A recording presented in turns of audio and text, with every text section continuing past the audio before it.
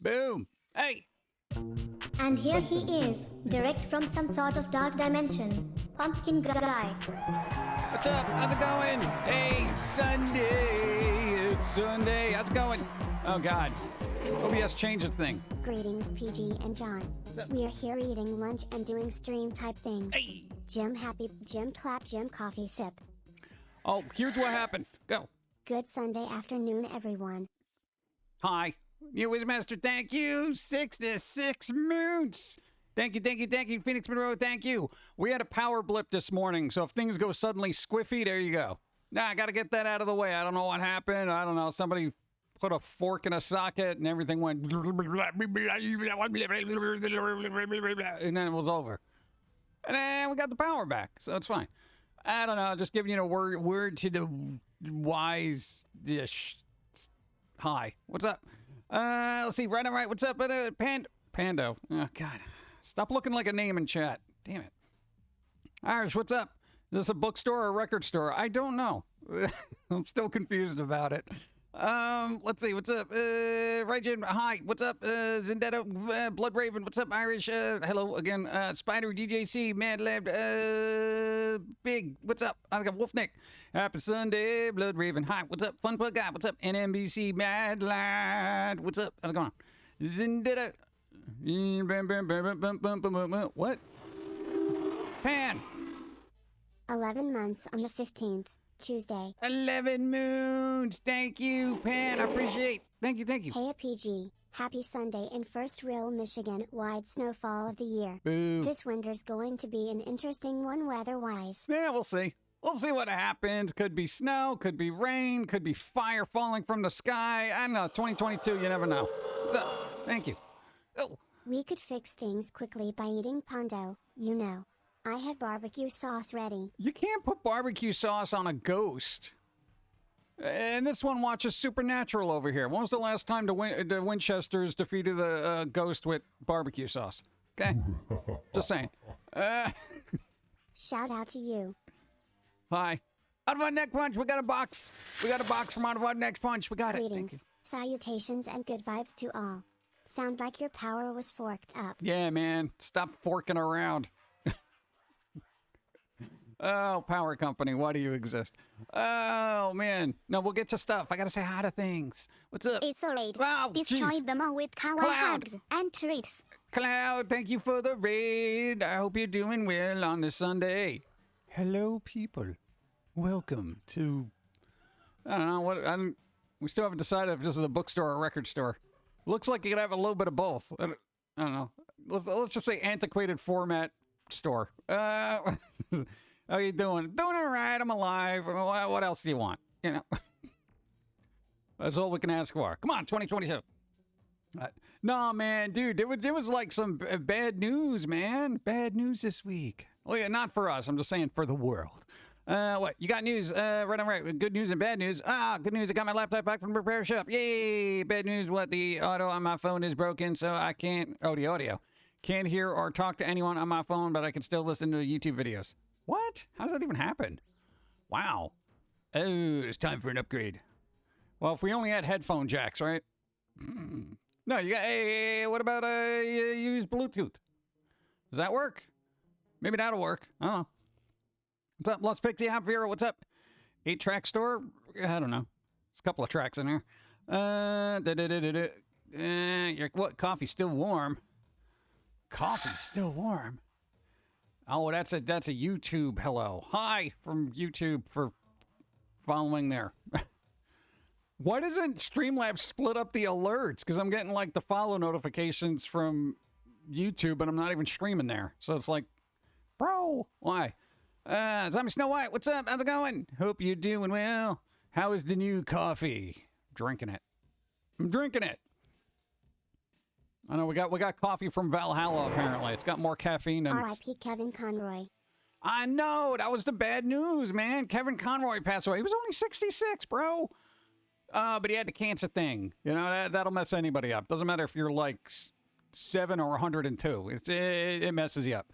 Oh, no, so that's really bad, man. That was like one of those things where you're like, what do you mean he's dead? It didn't make any sense to me. You read up and you're like, oh, okay, well, I'll mess him up. Yeah, so that was sad, man. I'm like, Kevin Conroy. Quite literally, probably, I would say for me, I would say the best Batman. Last 20 years, 30 years. When an animated series come out, that was like the 90s, right? Yeah, so like 30 years, dude. You know, man. And then Michael Keaton. Then Batfleck. What's up? That Green Mountain Holiday Blend. Ooh, the Holiday Blends are out. That's right. Yeah. No, we had to go to do the stow the other day, and it was just like, oh god, there's just so much Christmas stuff. I mean, all right, fine, it's time. You know, it's what is it? The 13th? Ooh, November the 13th, Sunday the 13th. It happens on Sunday the 13th. But there you go. What? I was introduced to the existence of superheroes through Kevin Conroy. Batman animated series was the first piece of superhero content I ever watched or heard of, at 5 years old. I know, right? That's what I'm saying, man. Bad news. R.I.P. Dan McCafferty, frontman for rock group Nazareth, and Mel and Crazy Gallagher. Yeah, that was the other thing. And apparently the original guitarist from The Clash and Public Image Limited died. Thanks for the follow.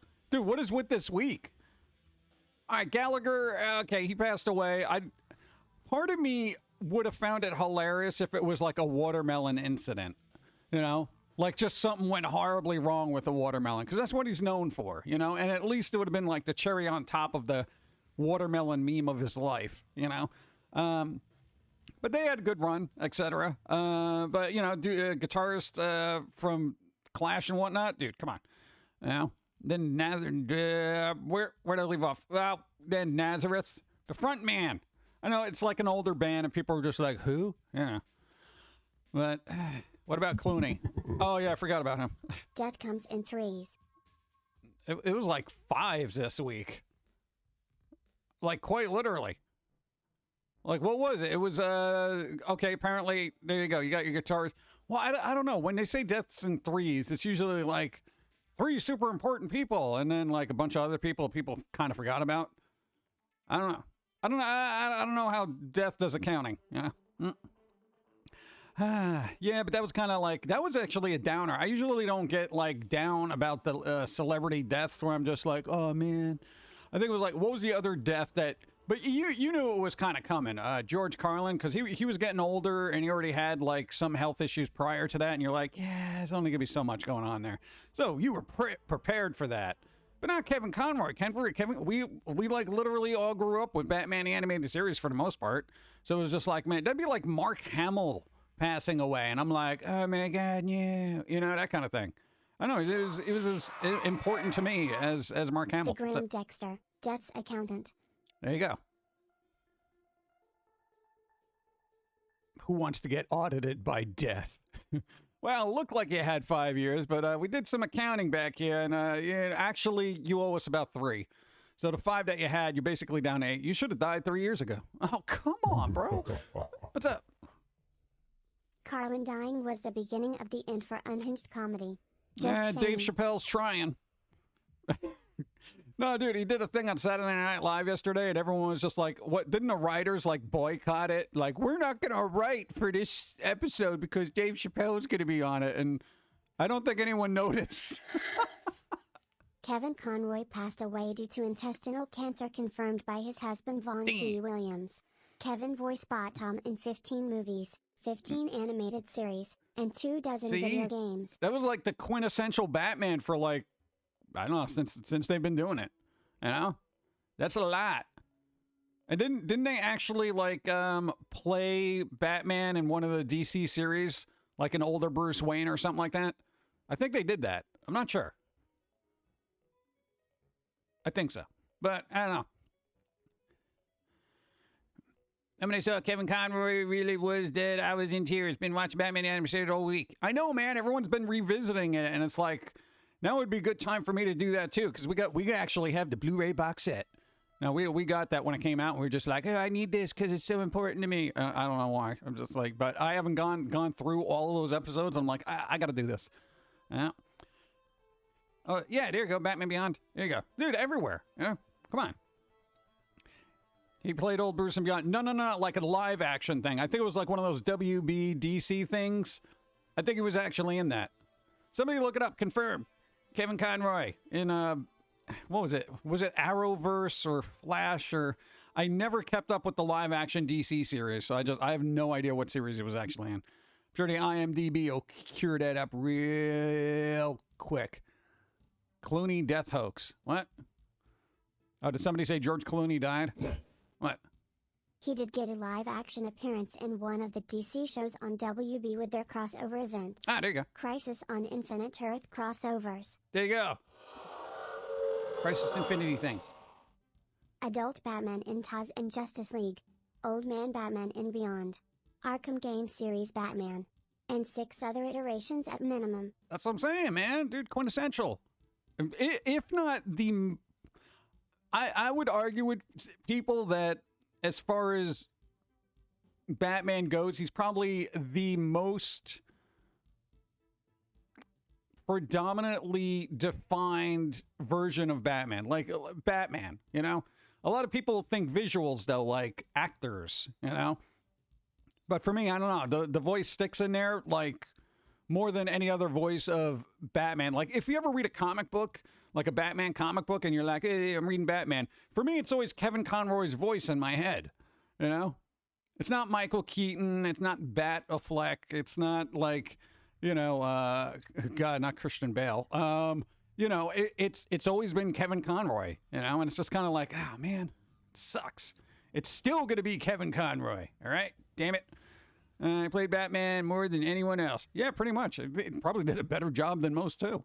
Before voicing Batman, Kevin never done voice acting before. See, isn't that a kick in the teeth for aspiring, like, voice actors? The guy just comes out of the gate, yeah, I'm awesome. Damn it. See, if I read Batman comics, I always hear Conroy. See? There you go. It's like how Steve Blum is so iconic for certain roles that all other attempts to match can't hold a candle to him. Cowboy Bebop adaptations, for instance. There you go. I think there's just those people that bring something to the table, and anytime they try to replace it, like, all right, the person who used to do Garfield's voice, Lorenzo Music, right? That was literally their name. When they passed away, whoever they tried to get the Garfield voice, it ain't the same. It ain't the same, bro. I haven't watched any Garfield-related anything since. But anytime I see a Garfield comic strip, it's always that guy's voice in my head. That is really, like, if you think about it, that is probably one of the best compliments a voice actor could get is when you're reading a character they've portrayed and, you know, their voice is in your head. I mean, that's awesome because they're like that definitive sound, you know? So it's just, yeah, I know, it's weird. It's weird. Sad day, man. Sad, yeah. Bob Barker is still... Wait, Bob Barker can't still be alive. You are so good. You are irreplaceable. Exactly. There you go. Thank you, thank you, and thank you. No, so really, Bob Barker is still alive?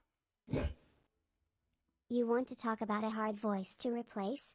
Any Muppet Jim Henson voiced. Especially Kermit. Oh, yeah, that's been a lackluster affair since he passed away. Well, I mean, everyone can say that about, like, okay, the dude who does Optimus Prime, right? Dude, when that guy goes and they try to, like, replace his voice, nah, ain't gonna happen. Even on The Simpsons, when, you know how they replaced a couple of them because reasons?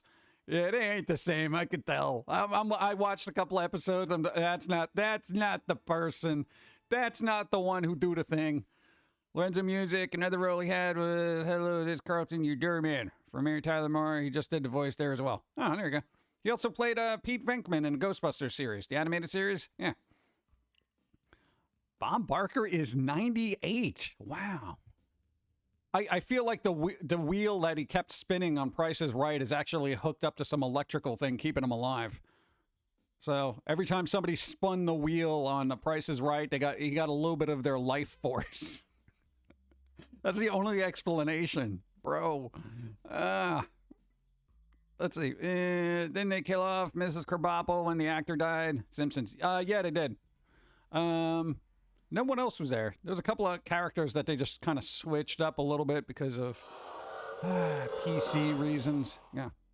40 moons and counting. Thanks for all the great content and fluffy walls. Fluffy walls, you can sleep standing up on fluffy walls. You can. I've slept standing up once. It's not comfortable. It's bad for your back. Bum, bum, bum, bum, bum. Thank you. Did you see the interview, a clip of him? No, I haven't seen any. I haven't seen any interviews with the majority of voice actors that I liked. I just basically hear their voice doing the cartoon stuff. Except Mark Hamill, because Mark Hamill always does like interviews. He's always doing an interview. And he's like super like, hey, I'll do an interview. Yeah, he's always talking about stuff. Bum, bum, bum, bum. And even those I haven't seen a lot of, because, you know, breaks the immersion, man. All right, Pando's taking over chat. And that just means I get to have coffee. Hey, coffee. Ooh. That's upside down. That's a bad sign.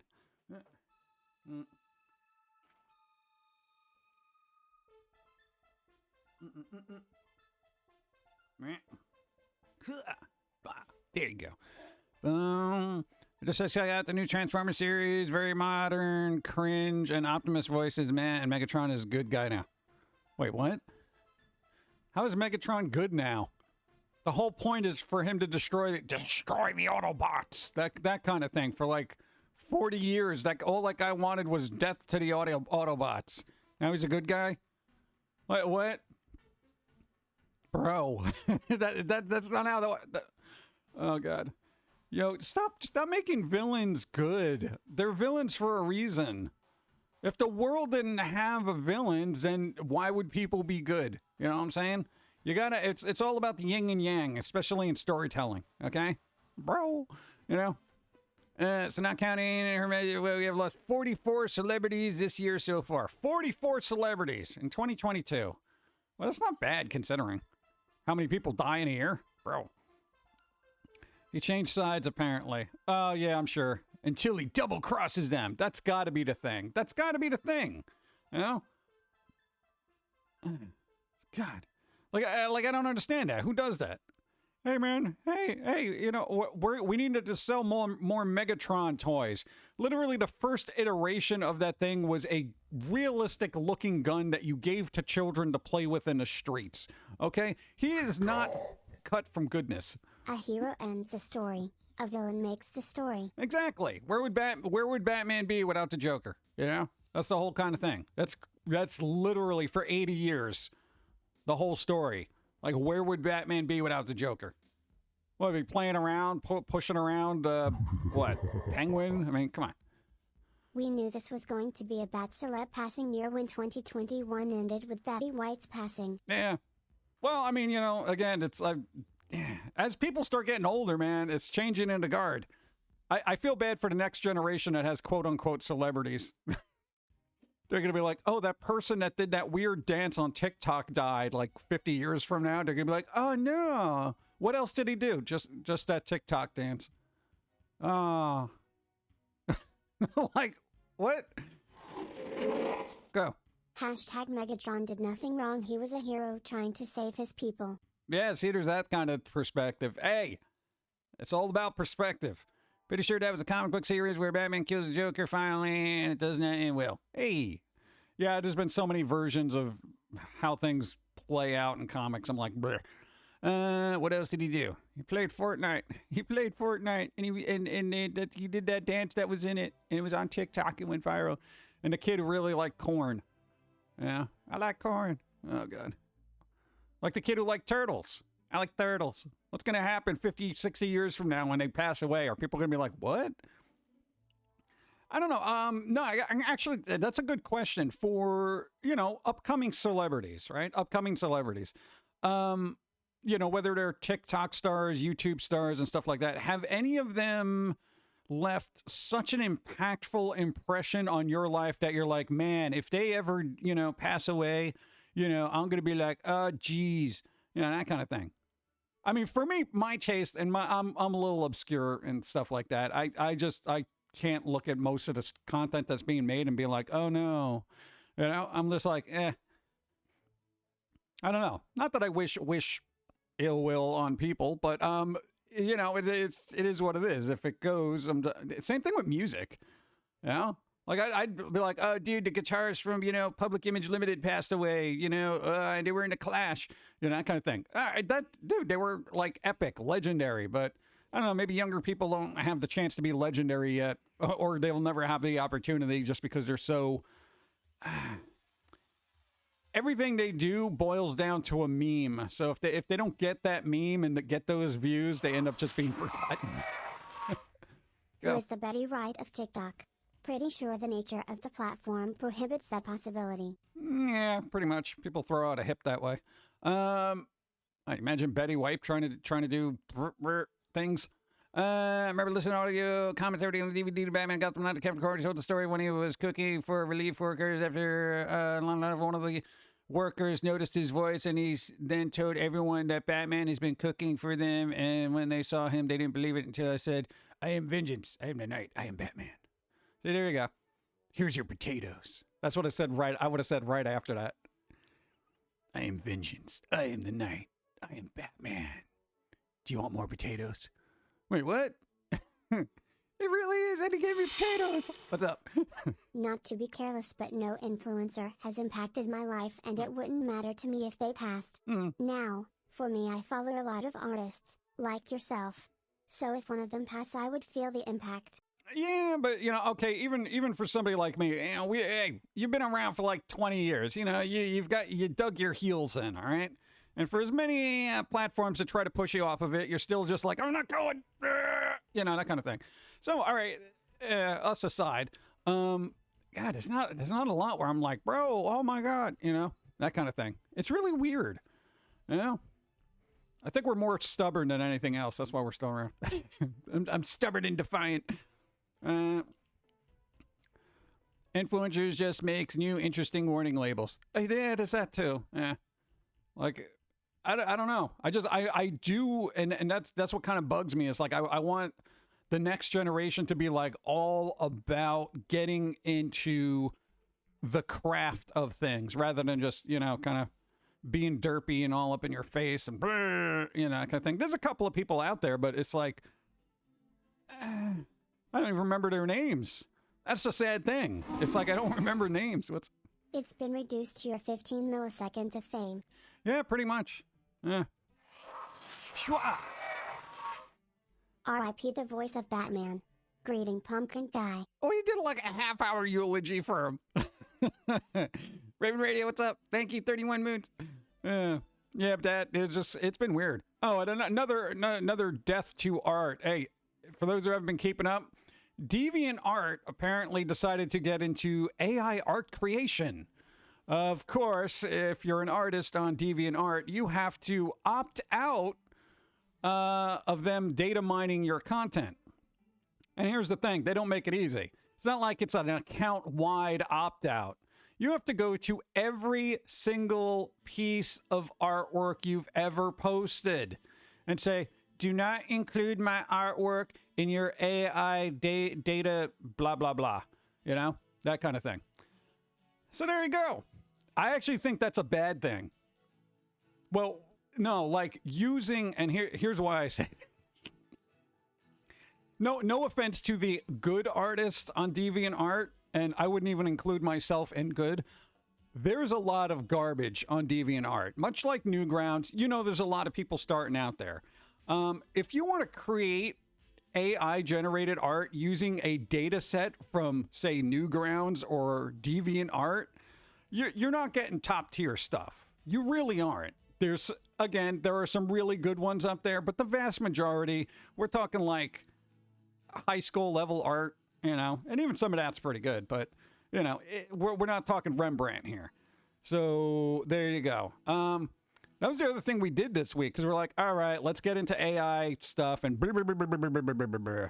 Apparently, my computer does not have the specs for it. Yeah, even the good one, believe it or not. DeviantArt is being very bad to its artists and users. Yeah, dude, they don't care. Here's the whole thing about AI art, right? Bro, I can literally type in anything I want. Vincent Price drinking a cup of coffee in a cafe in the style of, I don't know, pick an artist you like. Edward Gorey. Malcolm T. Lepke, Pierre Paul Proudhon, if you want to get classical. It's gonna whip something up better than what I can do, better than what most people are gonna do. But I will say AI's got some problem with hands, much like many artists. Yeah.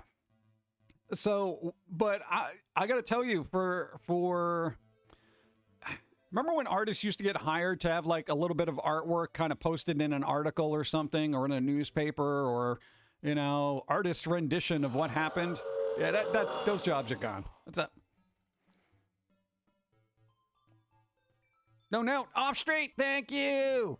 It's your intro music on in the back. Yeah, we got music because apparently this is a store that has content in it. Yeah. Is it too loud? Okay. Let me know. You mean nubs? There you go.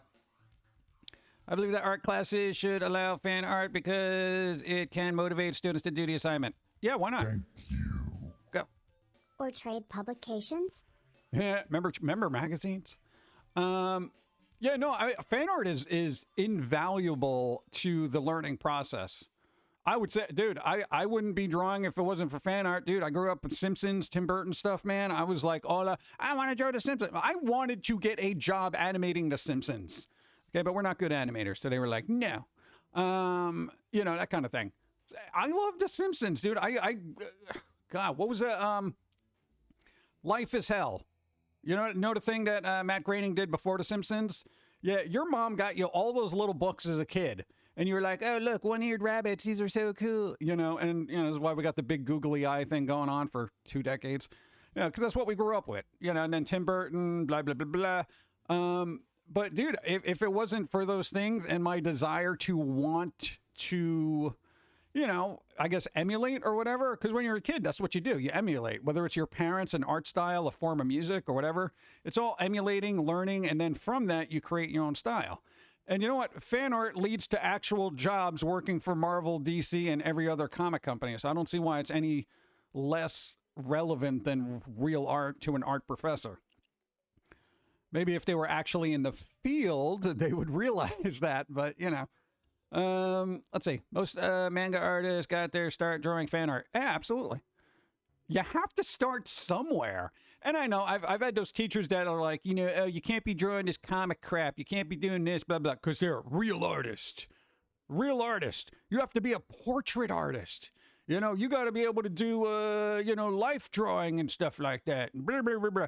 And guess what? The AI can do that for me now. It's like, seriously, if there's enough data in there, say you want to, again, Vincent Price, you want to do a portrait of Vincent Price, find an AI thing. It may take a couple of tries, right? Find an AI program, just put in Vincent Price portrait in the style of whatever artist you like. Do it a couple of times. You will get something that is worthy of hanging on your wall. The only way that's going to work, hold on. And even then, hold on. 58 moons, 76 blue dragon. Yay. Nice. Thank you. Thank you. Yeah, there you go. Akbar and Jeff. Oh my God. I almost forgot those names. Yeah, if you think about it now, a lot of kids nowadays stop trying to learn, develop their own thing and just continue making fan art for the rest of their lives. Yeah, because there's more money in it. There's more money in it. There is actually more money. No, and that's a good point. It's like there's more money to be made in fan art because people are like, here's a couple of bucks, fill in a blank character naked, than actually doing original content, But now with AI stepping up, dude, I literally typed in, Super Mario Brothers in the style of like a Renaissance painting, blah, blah, blah, blah. Dude, I got some good stuff. I got some excellent stuff. And I'm like, okay, there wouldn't be a need to commission somebody to do this if it was something I really wanted, right? So for everybody out there who's just like, and God, the thing about certain AI art is like, it's yours. Like, technically you made it, and it's just as, I'm not going to say just as valid from a artistic, emotional standpoint, but as a visual to a lay person who's just like, I want to see something that looks like this. There it is. Dude, art is instant gratification now on an obscene level. Obscene level, you know? So, and that brings with it a lot of, devaluing of traditional arts. So, you know, adapt accordingly. Let's see. You can't make money by just making this style of art. Don't tell me what to do, Miss Artsy. Silly Bitty continues to draw his art in Mario Paint. Yeah, pretty much. No, it's like allegedly Vince Price. Once fans sometimes confuse him with horror icons. Bela Lugosi and Boris Karloff apparently Vincent will walk. Really? I'd like to see AI do, say, Family Guy in the style of King Kirby. Yeah, I mean, you could get super weird. And actually, one of the artists we tried that we actually really like, you know, the weird artsy style we have. The guy's name is Econ Chile. If you know who he is, very artistic, weird kind of line drawings, kind of like I want to say a more, what's that word? I do lots of commissions.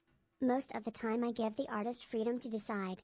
I'll give the characters and they come up with the rest. I found I get better results than giving specifics. Yeah. But you randomize it. But here's the thing, right? The Egon Schiele guy, right? Got a weird style, similar. I'm never gonna guess. Avant-garde?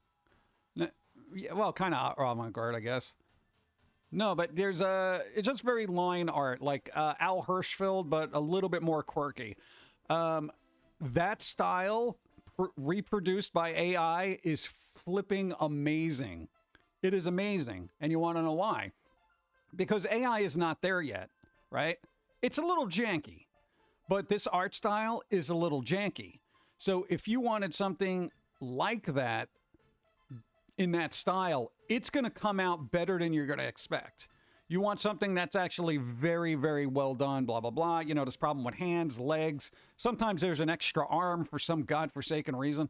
But then, you just keep feeding it more stuff, blah, blah, blah. And eventually it's going to get to the point where you can just, and people have done it. There was an instance on Twitter.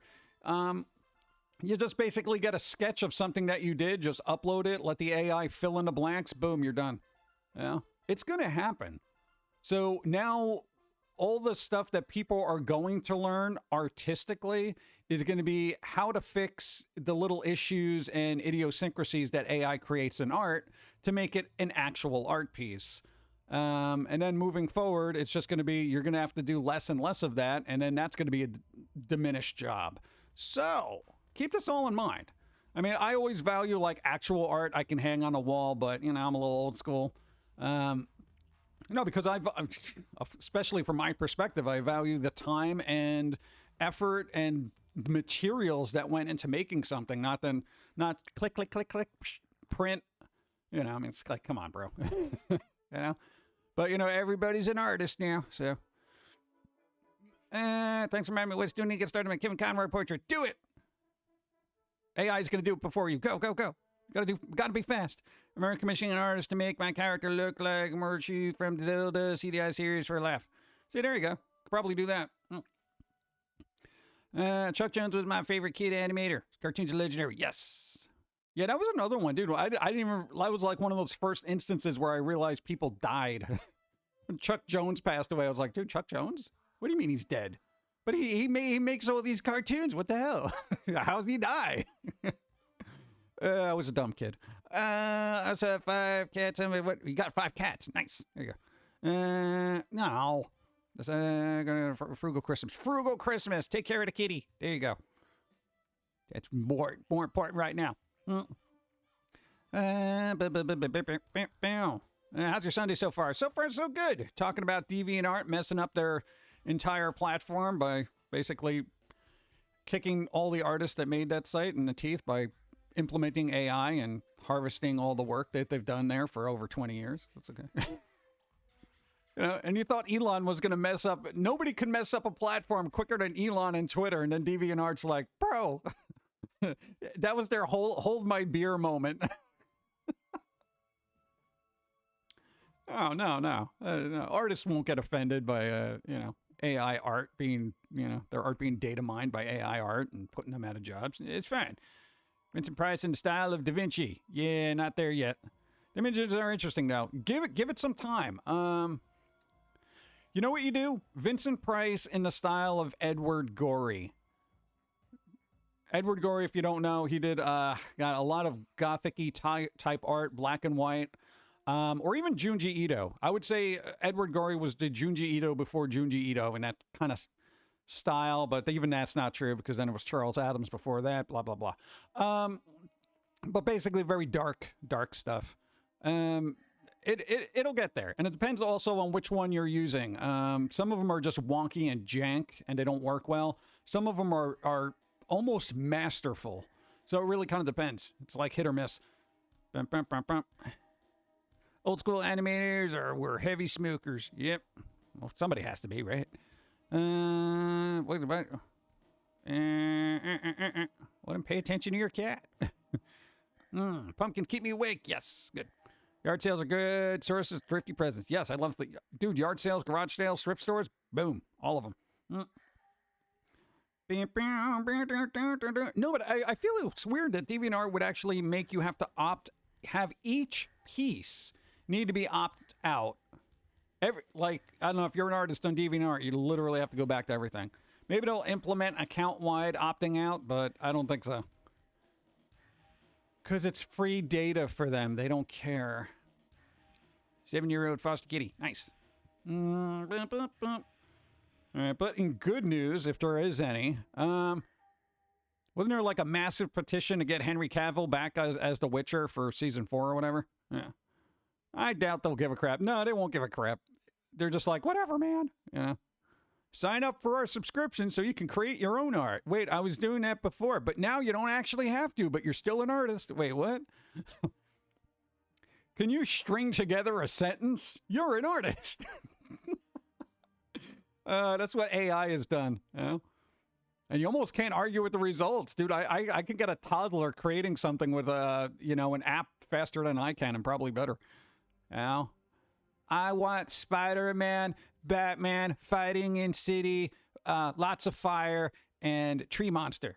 You know, it pops up and I'll be like, wow, that's pretty inventive. I can't believe that happened. Okay, put my pen down, step back over here. How do British seasons run? Sporadically, apparently. They have like 4 episodes a season. Captain Florida passed away. Infections. Boo, no. That's all sad news. I want happy news, damn it. Witcher won't be the same without our nerd king playing Geralt. I know. Everyone's really petitioning and trying to get him back, but I think he's all like, forget it, Superman. And apparently he was having creative differences because apparently Cavill is more of a Witcher nerd than the writers. So, go. I can understand disabled person directed AI are making. Yeah. That's fine. Here's why I don't have a problem with AI, because, again, IP. It's important. All right, this background... This is AI, all right? This is why I don't know whether it's a record store or a bookstore. I literally did this last night because I'm like, all right, whatever. I forget even what I typed it into the prompt. Then I ran it through Photoshop, blurred it up a bit because it was kind of pixelated. Of course, they don't give you high-res photos, and it takes a lot longer. But, hey, you know what? It serves its purpose. That's the thing. It serves its purpose. That's the thing. AI background. Look at that. I feel like there might be records there. That's all you got to do in certain instances. And you know how much of a pain in the butt it is to have a background every time I do a stream? It's annoying.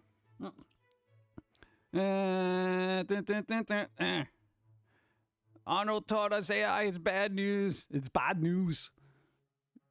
You're not supposed to make art like that. You pick up the pen and you draw. Good. But there you go.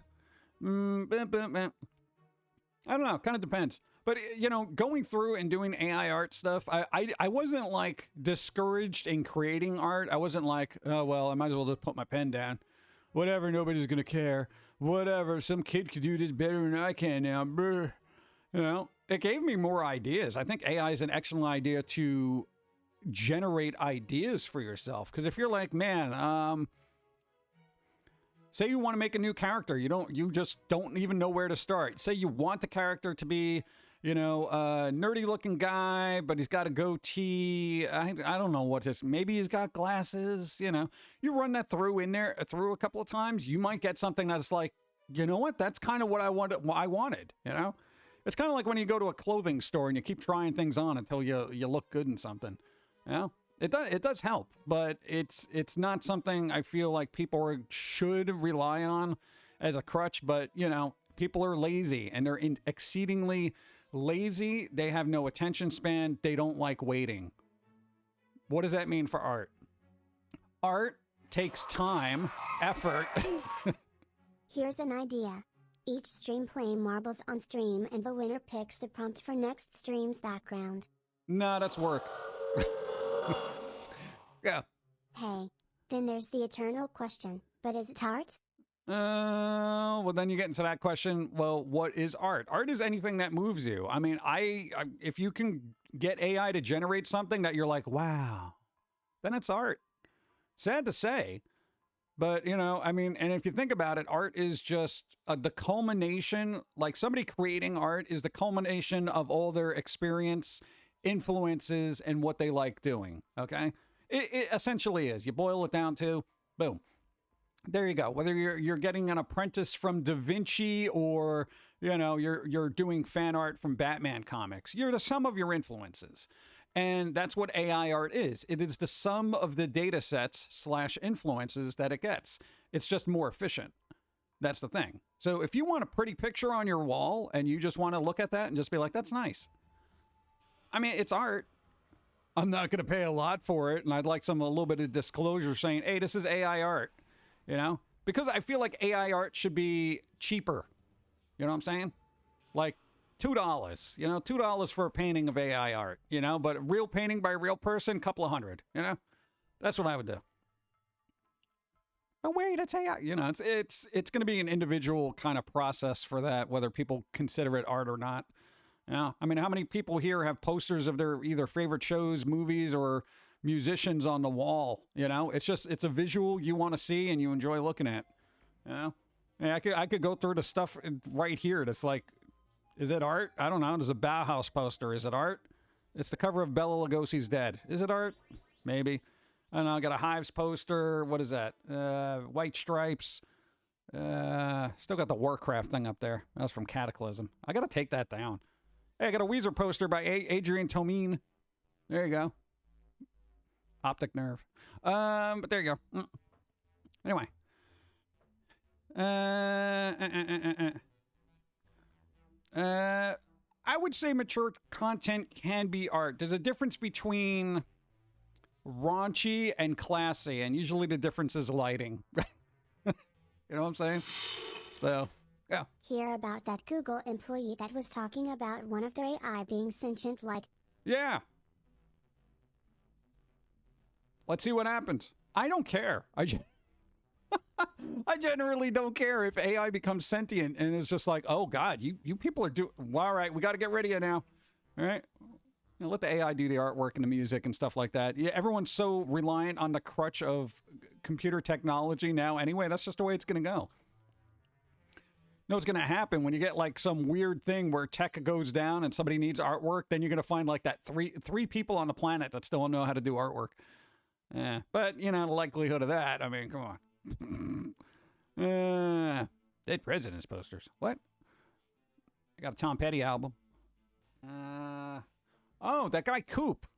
Remember Coop? Used to do the Devil Girl thing in like the 90s. I forgot about that because the monitor's blocking it. But yeah, Google employees was suspended for a week while they investigated his claim. Yeah, just a week, huh? Here's the thing. If you're AI, would you want to let people know that you're aware? That's the thing.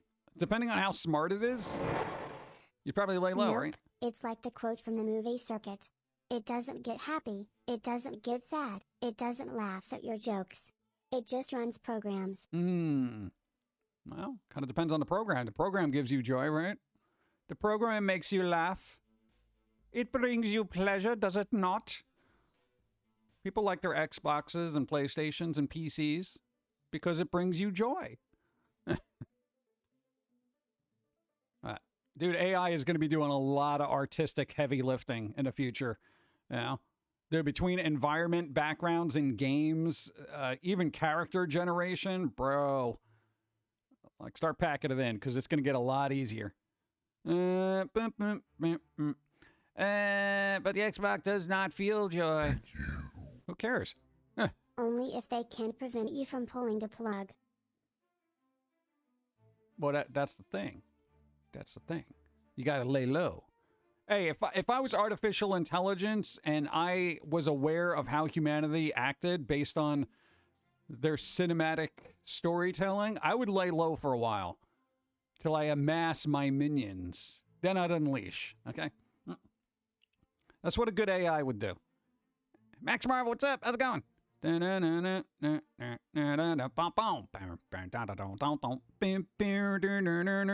that? Twilight Demon's high. Why was no bleach bit employed investigated? What? I don't know what that means. What? I'm getting coffee. Ow, bump bump.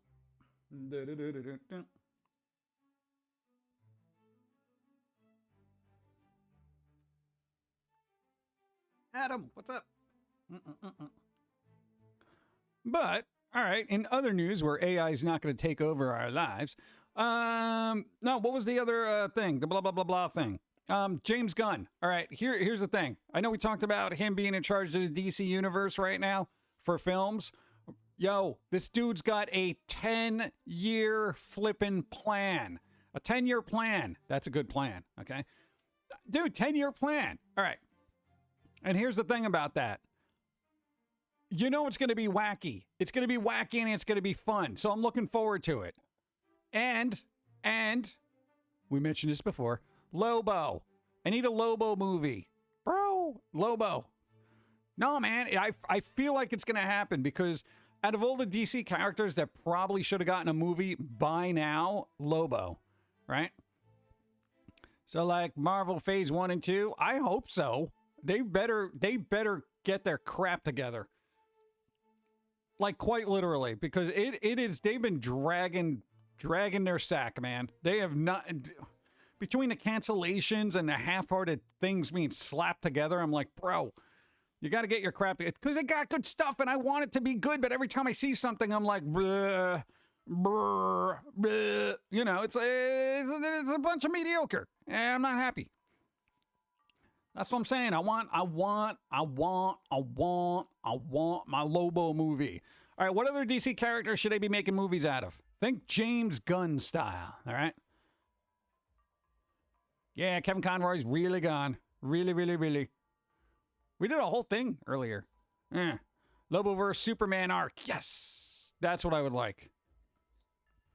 Mommy, I got to go through the comics they sent. They sent us comics.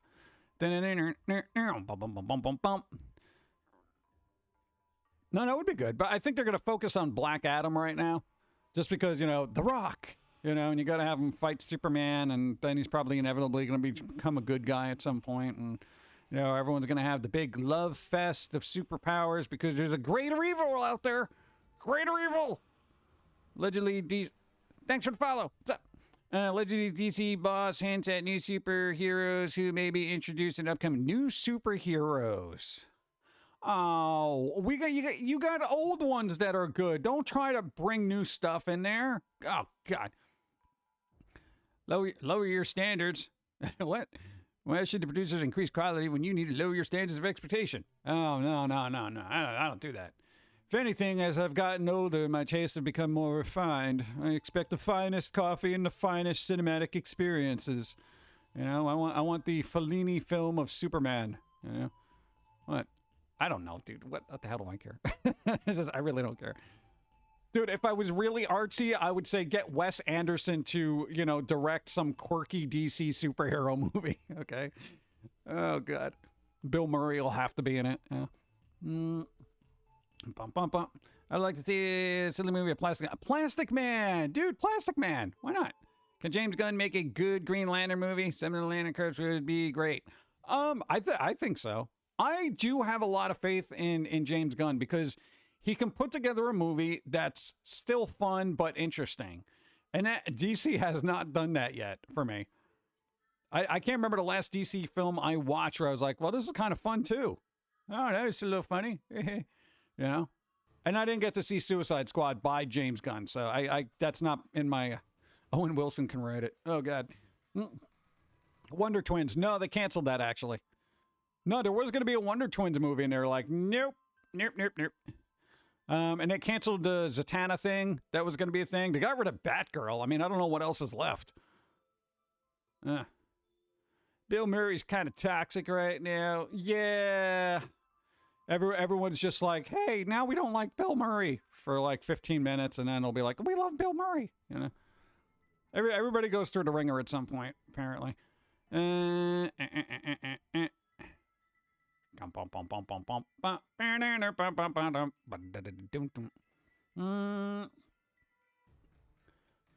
hot. What? Make it like Deadpool, more or less. What, Plastic Man is Deadpool? It's a Blue Beetle is coming out next year. Yeah, we'll see. I'm not getting my hopes up. Anything attached to Warner Brothers, I've learned to temper my expectations of an actual release. You know? And what, The Flash got pushed back to God knows when, you know? Let's see. Good, we can do without the Wonder Twins. Also, I welcome James Gunn's working on DC movies. Yes! Well, I mean, it's going to be a thing. Are Marvel fans ready for Ironheart? Question mark. I have no idea. All right. The new Black Panther movie came out, right? I don't know if anybody saw it yet. Don't spoil it for people. Yeah. Again, I've said this last week. I'll watch it when it gets to streaming. I'm not a theater guy anymore. I used to be, but I'm like kind of. What was that DC version of Captain America? There was a DC version of Captain America? I don't know, Colonel United States or something. I don't like what was their, what's their name? I don't know. Wait, why don't people like Bill Murray? That's like saying they don't like Tom Hanks. Such a nice dude. I don't know. You can look it up. There's allegations. Allegedly, John Wick may have a video game involved future. Yeah, there we go. Supposedly AAA title. Just chopping it around. Yeah. I know. I think a John Wick game would be kind of good. I don't know how heavy on the plot it's going to be, but it'll be a good shooty shoot, you know? Topic category, what? Hot type desert region. Oh, no, not hot type desert. No. I don't like the heat. Yeah, I don't even know what DC's version of Captain America. God, what was that? I have no idea. That's the thing. There's a very short list of DC characters. I'm like, oh yeah, that one. I mean, I think Batman and their, you know, the Rogues gallery that's there, and then Superman and the handful of villains there. I generally don't delve outside of that. Watchmen. Oh, Watchmen. God, that's so good. I almost don't think of it being as part of the DC universe. I'm not even making that up because it was such a unique take on like superhero stuff that it's so disassociated from the DC universe in my mind. I forgot that was even part of it. Sad but true. And how about Firestorm? I think Firestorm would be good. Oh, that's right, Firestorm. Oh, yeah, no, you got Teen Titans. They could do that. All right, so what they should do is get, like, of course, get Batman going again. You got to get Superman. You got to finish off this Black Adam thing that's going on. You got to get Teen Titans going. No pun intended. God, what else did I have? Was that Teen Titans? And I'm assuming Robin / Nightwing are going to get their own little piece of the pie at some point. I don't know if they're going to tack them on the Batman or they're going to be like, oh, they need their own movie. Yeah. I'm hoping puncture-proof tires. Puncture-proof tires, do those exist? That's kind of cool. Thorns of broken glass on the roads near my home. No. Martian Manhunter. Could be really cool. Wasn't it the one in who was the one they added to the Snyder cut that visited Bruce Wayne? Was that him? Red Mask. There you go. Was that it? That was Manhunter or something? Hey PG, how are things going? Danny Phantom, what's up? We're alive. We're processing Kevin Conroy passing. Bring vengeance and justice to those who deserve it from the beyond. With vocal harmonies. Oh. Dun, dun, dun, dun, dun. Nah, no links in chat. I don't do that. We had issues way back in the day, so there's no links now. The links are gone.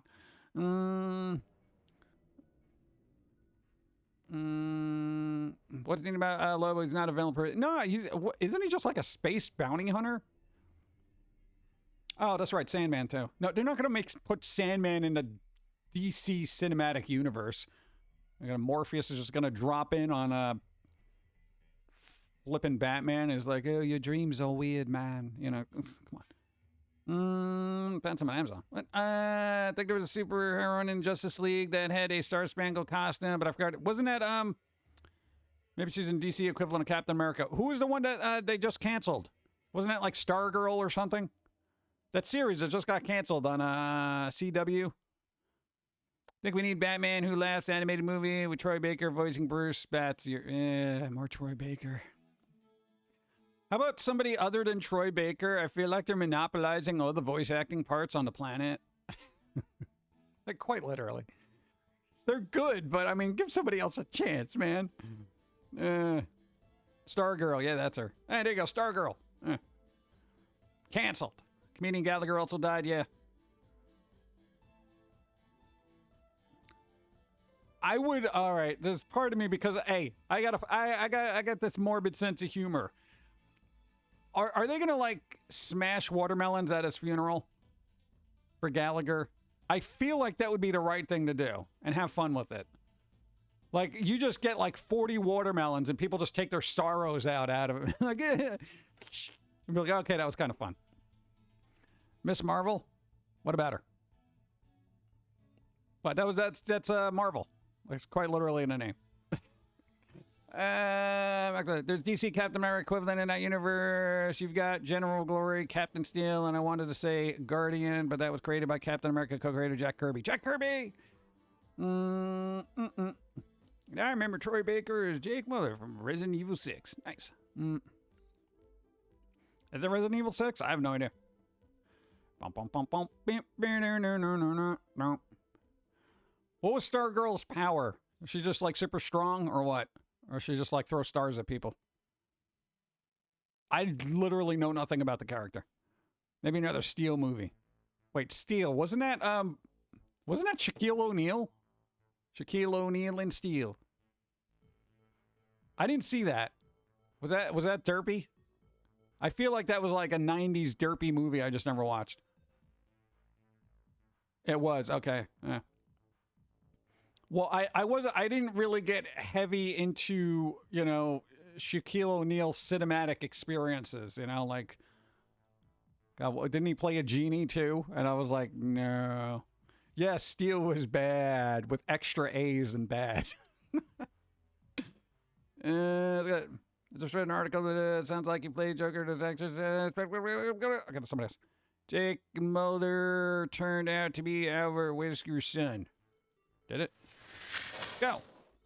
Stargirl, aka MS Stars and Stripes, a magic wielder whose staff gives her various powers and abilities. She tends to be very jealous of Supergirl, whose powers come naturally. Aww. I don't know, fight it out in a boxing arena. Really? Hey, I don't want anybody being jealous of Supergirl, all right? Just saying. Supergirl tries hard. You know, it's sunlight and everything. That's another thing. Hey, what about Supergirl? I feel like everyone completely forgot about it. No, there was a series. Thank you. There was a series, but that got canceled too, right? God, DC just canceling everything. God. The only Shaq movie I ever saw was the Genie thing. Blank Check. Was that Blank Check? No. Wasn't that like Kazam or something like that? It was Kazam. Yeah. I'm curious to know what a Stargirl video game would be like. I don't know. Remember Blank Man? No, I never actually watched Blank Man. I feel like there was nothing there. Terrible. Power Girl. Oh, that's the other DC one. That was the one where the editors kept making her chest larger and larger. Well, actually, the artist did that just to see if the editors were paying attention. And then the editors finally said, after like being a double D, like, you might want to tone this down. But it was too late. It was lower. So now she's just slapping people around with her thingies. Bump, bump, bump. What? I think that's true. I think it's true. They just kept, because I at the time, hey, I think I heard a story here. Who said it? I bet Power Girl with her assets would be a good run. Yeah. Movie window. There you go. That's the whole thing. How many people got into Power Girl just because of the, visuals there? You know, I'm saying. No, the artists were very good. But Kazam was 1996. Really? Wow. 1996. Oh my God. That movie's almost 30 years old. Wasn't Shaquille O'Neal just in the, the Adam Sandler movie? What was it? Hoobie Halloween? Yeah, he played like a DJ or something. He was literally in there. Bumps of Justice. I feel like that's a fan fiction that just goes weird. Dun, dun. Hopefully Power Girl is wearing sports. I would imagine it would have to, you know? What? Nobody has posture out like that without this proper support, okay?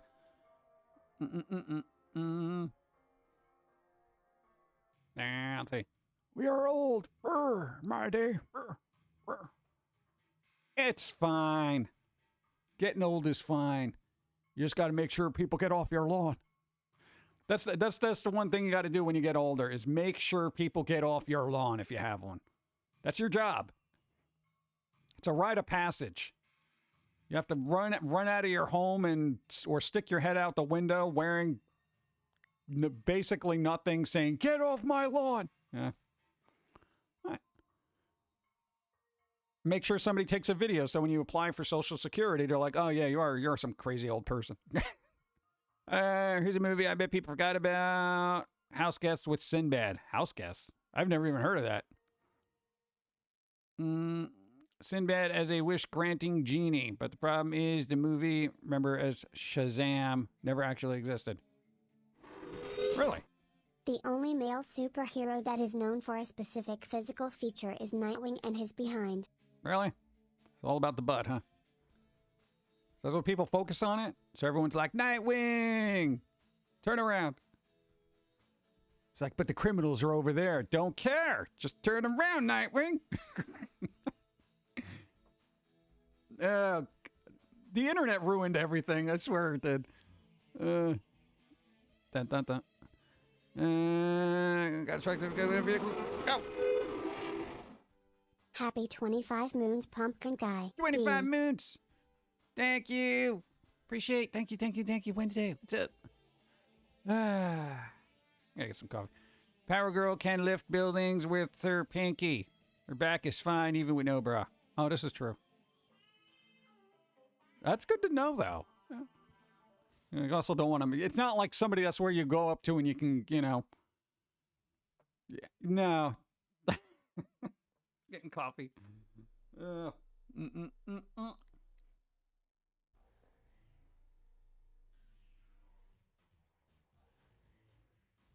I'd like to see a reboot of Nightbreed.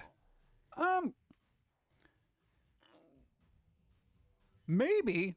I could see that. Hey, they're hitting Clive Barker stuff right now, so why not? I saw the director's cut of Nightbreed. That was pretty good. I mean, it still kind of holds up. I was like, I don't know if they're going to make it that grotesque, though. There's a lot of character designs, a little grotesque. I mean, I thought they were cool, but I'm saying general public now is easily squeamished. Yeah. Nightbreed, never heard of it. Clive Barker. Clive Barker also did Hellraiser and, Rawhead Rex and just a lot of weird, dark stuff. What? Just saying. Cargo baskets, yes. A few did made my whole day. What? I don't follow. I don't know. At a Comic-Con this weekend, it was said only a few people knew who Sam Hain was. Oh, Dead Man. The DC character Dead Man. Bro, Dead Man. James Gunn, get on that, Dead Man. No, that pasty guy. The pasty guy with the red. And who owns Vampirella? I feel like that should be in that could be their Morbin time. You know, Vampirella? I always gravitate towards the dark stuff. Sorry. I don't drive anywhere. Walk everywhere. Off topic, but on the topic of reboots. What? NBC is doing a reboot of Night Court from back in the day. I don't see how that's even going to work. But I hear John Larroquette was supposed to be on board for that. I don't know if they still are, but yeah. Dude, I mean, how are you... Dude, Night Court is Night Court from back in the day. You leave that alone. Didn't they try to do a couple of, I guess, reboots of older shows that just kind of... Nobody really cares about sitcoms right now. You know? Like, I mean, in general. We just finished watching, what, the last couple episodes of Blockbuster? Yeah, it's a Netflix series. It's there, I guess. You know, actors are right. The scripts are a little lackluster. I swear, it's like everybody who writes a sitcom is afraid to say anything. Oh, God, don't say that. No. There was a lot of opportunities there for humor, but it was just like, oh, this is going to be really... And let's pull this back a little bit. Oh, no. We're going to get letters and emails and tweets about that. Oh, no. All right, what about this? No. Don't do that. It was like painfully subdued as far as humor goes. Dude, okay, if anybody knows any of the work we've done, if you've ever seen the 4i Record stuff, that's the way I would have taken it. I wanted to make... I would like the Blockbuster thing to be the equivalent of a Black Books type series, okay? Like, I mean, why? Why just... Whatever, okay. Dynamite owns Vampirella, I think. Dynamite? Really? Wow. Huh. I would like to see a rated R version of Green Arrow. Get it really dark. Oh, God. It's going to be so hard to get rated R movies now. It really is. If you think about it, the way the global conglomerate is of things, I think the last decent superhero movie you're going to get is going to be Deadpool 3. That's probably going to be rated R. But other than that, I think all the other over-the-top stories are just going to end up in video games or something. You know, people want the general audience money, so I think they're going to go PG, you know, at the worst, unfortunately. There's a real thing called Vampirella? Yes. She has interesting outfits. Let's see. People be offended, make good shows. 79% of viewers, yeah. I guess we're not getting a Lady Death movie. Well, there was a couple of animated ones. Who owns that? Isn't that like some weird Chaos Comics or something like? I don't even know who owns that. There was an anime kind of thing. I don't know if it was any good, but yeah. Here's the thing for like, okay, you know, nobody likes Dave Chappelle in the circles of I don't want to hear it, la la la la la kind of thing. Everybody finds him flipping hilarious. You know, but there's that loud group of people that are like, I don't like him. He said this thing and stuff, blah. You know, that kind of thing. And I don't know. Just I feel like media across the board has just suffered. You know, because I've said this numerous times. When I sit and I watch something now, basically anything after 2010, I feel like I'm watching it and my mind just... I zone out because there's nothing holding my attention. There's nothing poking me. There's nothing making me think. And I walk away from a film 100% indifferent, which is the worst thing you could do for an audience. I would actually want a movie to be so terrible I walk out in disgust and aggravated I wasted 2 hours of my life than have something just be like, meh. I need to feel something, okay? Speaking of which, hey... We revisited Rob Zombie's The Munsters, okay? Because talking about a movie that made me feel something. And by that, I mean confused. I was so perplexed and confused about Rob Zombie's The Munsters, I had to go back and revisit it. And I had to look at this thing and I'm like, is this bad? I don't know if this is bad. Like, I actually had to think. It was sadly enough, as on an intellectual level and absorption of content, was the most engaging thing I have actually, thanks for the follow, I have actually had to absorb. And I'm sitting there, I'm just like, I don't know if this is good. I'm not sure. I mean, that looks all right. That's good. That was kind of funny. It's kind of awkward. And I literally say, you know what? It is just so weird and bizarre that now I think this movie is actually good. I will say, I will stand by my word. The Munsters by Rob Zombie was actually decent merely because of its unique oddity. There are 4 kinds of movies: the good, the bad, the neutral, and the forgettable. All media strives to be one of the 2 former categories, because the 2 latter will result in fading into obscurity. Yeah, but I don't know, man. Dude, I want good or bad. I just don't want neutral. Neutral is boring. Neutral is boring. You know? And that's why I think, like, The Munsters is actually good, because there's nothing neutral about that. I mean, even the color palette, it like assaults parts of my eyes that I didn't even know those colors could be registered. You know, in my optic nerves, I'm just like, what is this? You know? And for that alone, it makes it a good film. It really does. You know? The people who played in that thing, they were all having fun doing it, you know? And it's fun. It's just fun. Don't take it seriously. And I don't even know what I was expecting going into it, but I'm like, this isn't bad. It's not bad. You know? At least I gave it the second chance, because, like, on first viewing, I literally walked away confused. Like, I was sitting there saying, what the hell did I just watch? What is this? This is so weird. You know? But there you go. And I don't think a lot of people have that kind of patience for media. Who here goes back and watches a film that they just, you know, on their first viewing was just like, what the hell is this? Very few. Nobody wants to waste the time. Nobody wants to do it. But I'd rather challenge myself and look at something like that and be like, all right, does this work? Does this work? It works for what it is.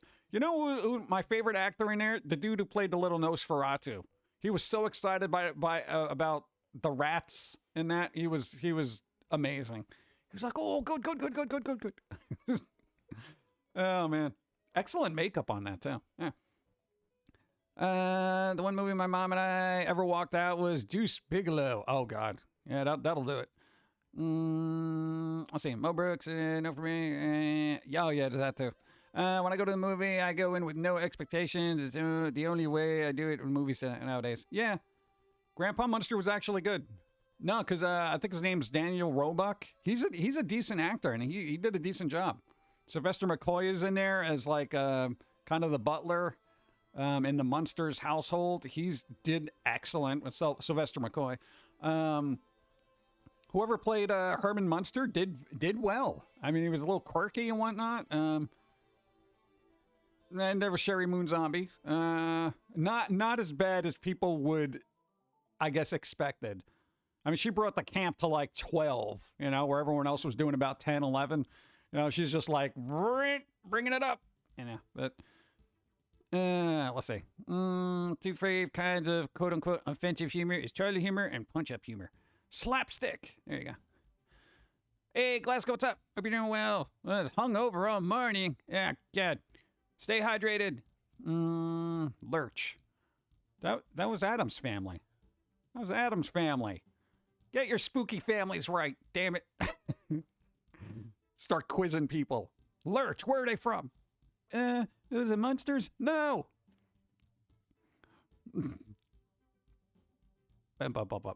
What? Well, in all seriousness, there wasn't the, in the Munsters family, like the actual series, there wasn't the butler. So, yeah. But this is considered a prequel kind of thing, you know, like how they met and all that other stuff. Three Stooges slapstick. I walked out on Anchorman, worst movie I ever seen. It made my brain hurt. Yeah, that's one of those movies, too, where I'm just like, I get what it was going for, but I'm like, it's not for me. The movie my mom returned was Men in Black in VHS. She also hid from a South Park Big Ed movies. Kids. Oh, yeah, bigger, longer, uncut. What, Men in Black was good. What, the original Men in Black was good? All three. The second one was probably the worst out of the three, in my opinion. I don't even talk about the one that came after that. What was it Men in Black 4? That was terrible. God, that was awful. I do like some dark humor, but there are some elements I draw the line at. Yeah, it kind of depends. I mean, dude, when it's done right, it's done right. But, you know. Minor equivalent of Stooges is that, yeah, but it's not really that. There's no situational humor, you know. Wow. Steve, what's up? Thanks for the sub over at YouTube. McFarlane needs to make another Ted. I thought they were working on that. Men in Black 1 was amazing. 2 was good, but it did Agent J a disservice. 3 was bizarre with the time travel stuff, but it had some good moments. 4, jumping off to a different branch of MEB, was just weak. It was super weak. I'm sitting there and I'm like, wow, this is weak. This is super weak. This is weak sauce. This is no sauce. This needs butter. And he did something. I don't know what it was. It was just, and I get what they were going for, but it just, you know, they're trying to broaden the franchise. Got to make that universe. Men in Black universe, go. Yeah. Splice 2009 is the only movie I ever walked out of. Really? Splice? I might not have seen that. I might be thinking of a different thing. I've never seen any of the Men in Black past the third one. Well, yeah, then consider yourself lucky. Am I missing anything? No. If anything, you've gained 2 hours of your life. Enjoy it. It wasn't for me. Yeah, maybe you can get the Cliff Notes somewhere. It's not really worth it. It's like a little retread of a bunch of other things and then like mediocre plots. Oh. Exo Man of War movie? Wasn't there rumors of that? I think, oh God, like what happened to, no, because Valiant Comics, which we're going to get to in a second. Valiant Comics is actually a comic label. They had like Exo Man of War. They had, did they have Bloodshot? Was that Bloodshot? Or was that Image Comics? The Vin Diesel movie that basically, it quite literally stepped into the movie theater as soon as the pandemic blew up and nobody wanted to go outside. But it didn't even have the chance to go straight to streaming service. It was like, all right, here's this movie. Oh, nobody's going to watch. Forget it. It's gone. Was that Image? That was Bloodshot was Image? Next Man. Yeah, Valiant Comics had a lot of stuff. I don't know if they're going to start mining that. I don't know. And here's the thing. How long do you think people are going to get into superhero stuff? I mean, we're going on, God, how long has it been? What, we're like 15 years for Marvel? And we had a couple before that, but they were like sporadic. But now as focused cinematic universes go, everyone's inundated with superhero stuff. I'm wondering when that's going to fizzle out. And I hope for James Gunn's sake and his 10-year plan, it doesn't. You know? I'd be fine with another 10 good years of superhero movies, especially from DC's side. But I don't know. At every point in history, there's always a trend that gets oversaturated. You know, like sci-fi movies in the 50s, 80s, horror movies. You get to a certain point where they become bombastic. You know, and I feel like that's what Thor: Love and Thunder was. It started getting bombastic, like it was getting stupid.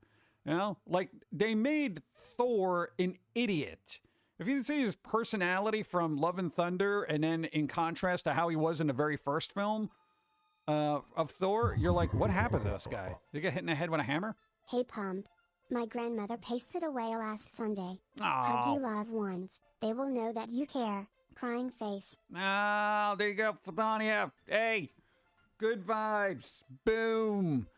Good vibe to your grandma, who's up there doing things. Probably eating pastries. I would eat pastries. Dude, I go to heaven, I'm going to be like, where's my pastries? They'll be like, hold up, there's paperwork. I'm like, oh, come on. What? Have to agree to the terms of service and all that other stuff? I don't know. I know, good vibes. I don't know, process. Never good. No, man, dude, when your grandma passed, you were all like down about it. It happens. Damn it. Yeah. 2022 is messing up everyone's lives, man. Oh.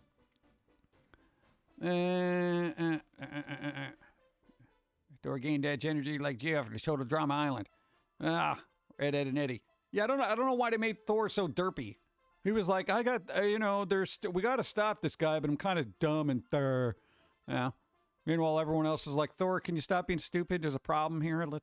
It's like, what happened? It's like his character from Ghostbusters 2016 started bleeding into the Thor verse, and I'm just like, come on, dude. If you were doing paperwork, wouldn't you be in hell? Well, maybe somebody does the paperwork for you in heaven, you know? That'd be kind of a thing, right? The creators don't comment with these things. Thor used to have the reckless collateral of a barbarian. Now he has the bumbling of a comedic relief. Yeah, and that's kind of weird. Like the whole exchange in that movie between him and the Guardians of the Galaxy, I'm like, really? It was just like he was so aloof that he was stupid, you know? And it was just total disregard for it was like, it was strange, but, and that's the thing, is that, I guess, franchise getting to the point where it's starting to get a little bit goofy, you know? And should it? You know, that's kind of a thing. I mean, how serious are you going to keep a character throughout the thing?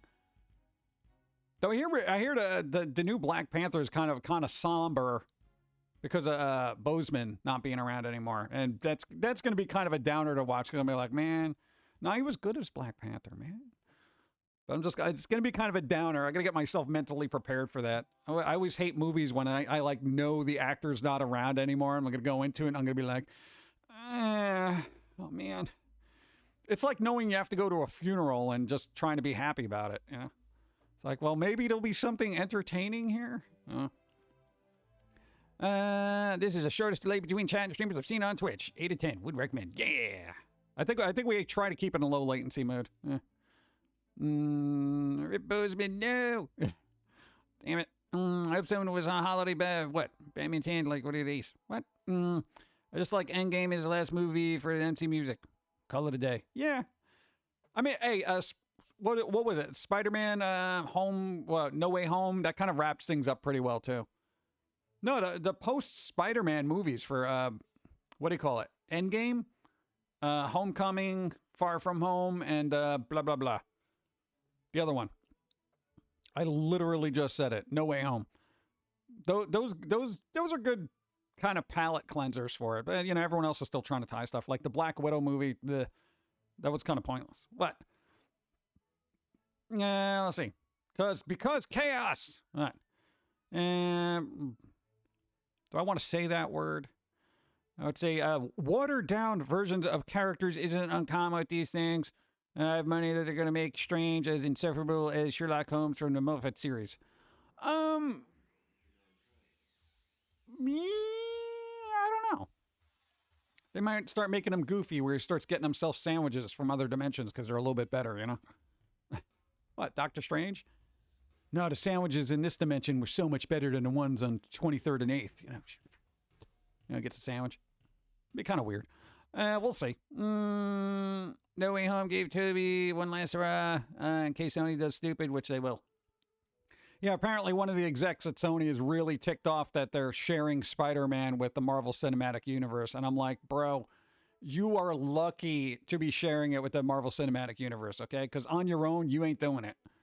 But we got Spider-Man and all the villains and stuff like that. You know, like Venom and that Vulture guy and the Dr. Octopus and the Lizard Man and Mary Jane and Gwen and, Milo, the other ones. Spider-Ham. We got Spider-Ham. Shut up. Yeah. Because you can't have a Marvel Cinematic Universe and cut Spider-Man out of it. He's as important to the Marvel Cinematic Universe as the flipping X-Men, which need to get put into it. God. And I understand the X-Men were always like the fringe group of kind of things. Like, no, everyone, all the other superheroes, nobody helped out the X-Men. Nobody helped out the X-Men. You know? Nobody. You know, they were the outcast among outcasts. You know, it's like Captain America had his superpowers. You know, Spider-Man was. The Hulk was more accepting than the mutants of, you know, Professor Xavier's Academy for people who are just screwing things up. You know? Ah, man. My favorite part of Multiverse Madness was Corpse Train and what? Pizza Pop Pete. Yeah, there you go. I figured what? What? Compost. There was an interview with Bozeman saying he was dead and said he wanted to go back then to and he said, I'm dead. Yeah, I know. I saw that. I actually saw that. That was sad. Yeah. Gotta go later. Right on right. Be well. Do something fun. Inhumans. There you go. I still didn't see the New Mutants movie. I don't know if that's any good. I would hope it would be good. I don't think it's gonna be that good. Might be good. There's another one of those movies that came out at the wrong time. It's like, hey, delayed, pandemic. Oh, brr. Yeah. That's like passing out like things to everybody. Okay, shoot yourself in the foot right now. Okay. Ow, it hurts. Ghost Rider. Yeah. What? I mean, DC's got to... I'm waiting for DC to just get their act together. No, because Marvel's got so many characters they could choose from that are very iconic. Ghost Rider definitely being one that needs to be brought to the forefront. But they're bringing back the dude who played Punisher in a Netflix series, so they're bringing him back for that. So, yay. So, who knows how that will go. Rat Race is now on Netflix. Is that the old one with John Lovitz, John Cleese, and a couple other people? Teams up with the Avengers. There you go. DC delayed content. More like dead content with the way they keep canceling it. Ghost Rider 1 was fun. 2 was hot garbage. Oh, come on. You had the guy who played Highlander in there as some weird cult leader just doing culty thing. It was stupid. It was so dumb. I didn't even know what was going on there. I'm like, bro. But since we're on the topic of comics, who wants to look at comics? I do. We got comics. Whoa. Okay, I almost busted my butt. That would have sucked. All right. Green screen. Work with me. This is going to be a little tricky. You know what I need? I need a room that actually has what it says it is. All right. I can do this. And boom. All right. I'm big. Oh, you're gone out here. Oh, the stupid thing. Damn it. And fix this up. All right, we're going through comics. Hey, we got comics. You want to know why? Otto Von Neckpunch sent us comics. Thank you. No, for when we have downtime. You know, I got to tell you, I'm one of the few people that actually hopes for a power outage every once in a while so I can't do work as soon as all the batteries run out. I'm that kind of person. Yeah. Some of these I don't know, so I'm not going to even be able to have an opinion on it. But the first one that caught my eye, I'm going to say thank you again. Out of our neck punch. Oh, green screen, you're killing me. All right, well, ignore the green screen. Minimum wage. Number 1. I feel like it's a weird artsy comic that's going to be bizarre. Look, there's a giant pigeon on there. And some dude with a skull eating cake at some weird place with a bunch of rats. This is the type of comic I like, merely because of the cover. I'm like, I want to know what this is. All right? It's number 1. Yes. There you go. Thank you. All right, this one, which they were like, hey, dude, pay attention to this one. Has anybody seen this one? Scumbag. Out of our neck punch is like, hey, pay attention to this one. So I will. The next one. The artwork on this is actually really good. Like, okay, aside from the green screen looking like trash, which is going to make this look like trash. I know it. No! Oh, God. Can we tilt it at least so it looks a little bit better? Is that Lemmy? No. You can tell there's no warts. The same. All right, this is called Silver Coin, but the green screen is killing it. Oh, God. I hate green screen. If I turn it off, everything just looks stupid. And then you start seeing the coffee stains on the green screen. Yes. All right. I know, word to the wise, don't send green screens. There you go. Valiant Comics. Harbinger. I don't know. What did the Harbinger do? Apparently nothing good because he's going to get wrecked in about 2 seconds. Dude, I feel like talking to the people with holding the guns being like, he's like already on life support. Maybe you don't even need to be shooting. He's got enough problems. Leave him alone. But hey, comics back in the day, you know, when they wanted to kill something, they really wanted to kill something. Poor Harbinger. Hey, there's a Harbinger for you. Hold the Jello. Room 12 ain't gonna need it in about 5 seconds. Boom. I love this cover. Okay, I love this cover, The Twilight Children, merely because of the graphical goodness here, with the exception of green screen. That's a really cool cover. I like very stark, graphical kind of looking things. Something you put in a frame. I don't know if the rest of it looks like this, though. I haven't checked. But, because we've been talking about Batman, I didn't have this. Batman in the Max. Arkham Dreams. Sam Keith, bro. I haven't seen Sam Keith work in for flippin' ever. I got to go back and actually like look at their stuff. Dude, Sam Keith and Batman. And going back to quintessential things being stuck in your head when you... Am I the only one that hears Danny Elfman's Batman theme in my head every time I see Batman? I'm kind of like, bro, it's like that's just stuck in my head. Is that Bane? No, that's the Max, bro. It's the Max. The Max, man. DC Comics. Hey, I got it. No, because DC's got a good rapport with working with Image Comics over the year. They had Spawn, they had Max. Dude, maybe that should be something they bring into the DC movies. James Gunn, bro. Okay? And Todd McFarlane, I know you're really protective of your work, but you have to move forward or nothing's going to get done. We speak from experience. We're mentally we're the same. We don't want people touching our stuff, okay? But you got to move forward, all right? Hey, I would be a little I'd be a little cautious after the Spawn movie that came out, you know, but there you go. All right, boom. Making it spooky. Gloom Cookie. Hey, Gloom Cookie. That's old school. What is it?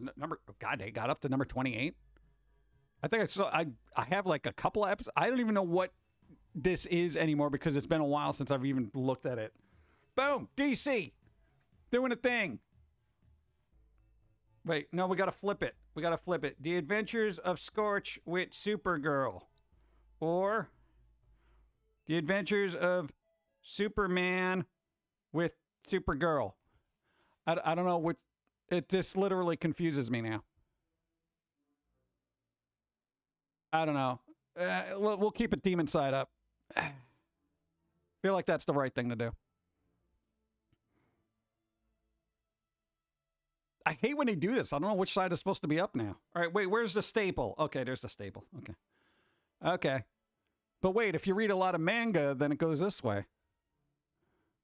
But it was printed in America, so you'd have to have it this way, right? Yeah, okay. Don't send me stuff like this. It confuses me. I'm like, how do I do this? I don't understand. What else we got here? Bear. Dun, dun. Superman, Batman. Dun, dun, dun, dun, dun, dun, dun, dun, dun, dun. Supergirl from Apocalypse. You're going to apocalypse this. All right. Number 12. I feel like I'm going to be lost in the story. No confusion about barcodes on the bottom. I have to go by the staples. You know, it could be sneaky and put the barcode on the top. You know, you don't know. Yeah. Thank you. All right, this one. Wasteland. I like the cover art. Green screen. My God, please, for 5 seconds, stop being a chump. Son of a... It's like ruin this whole thing. Dude, 50 cents. Nice. All right. And we got another Wasteland. Go. Boom. Wasteland.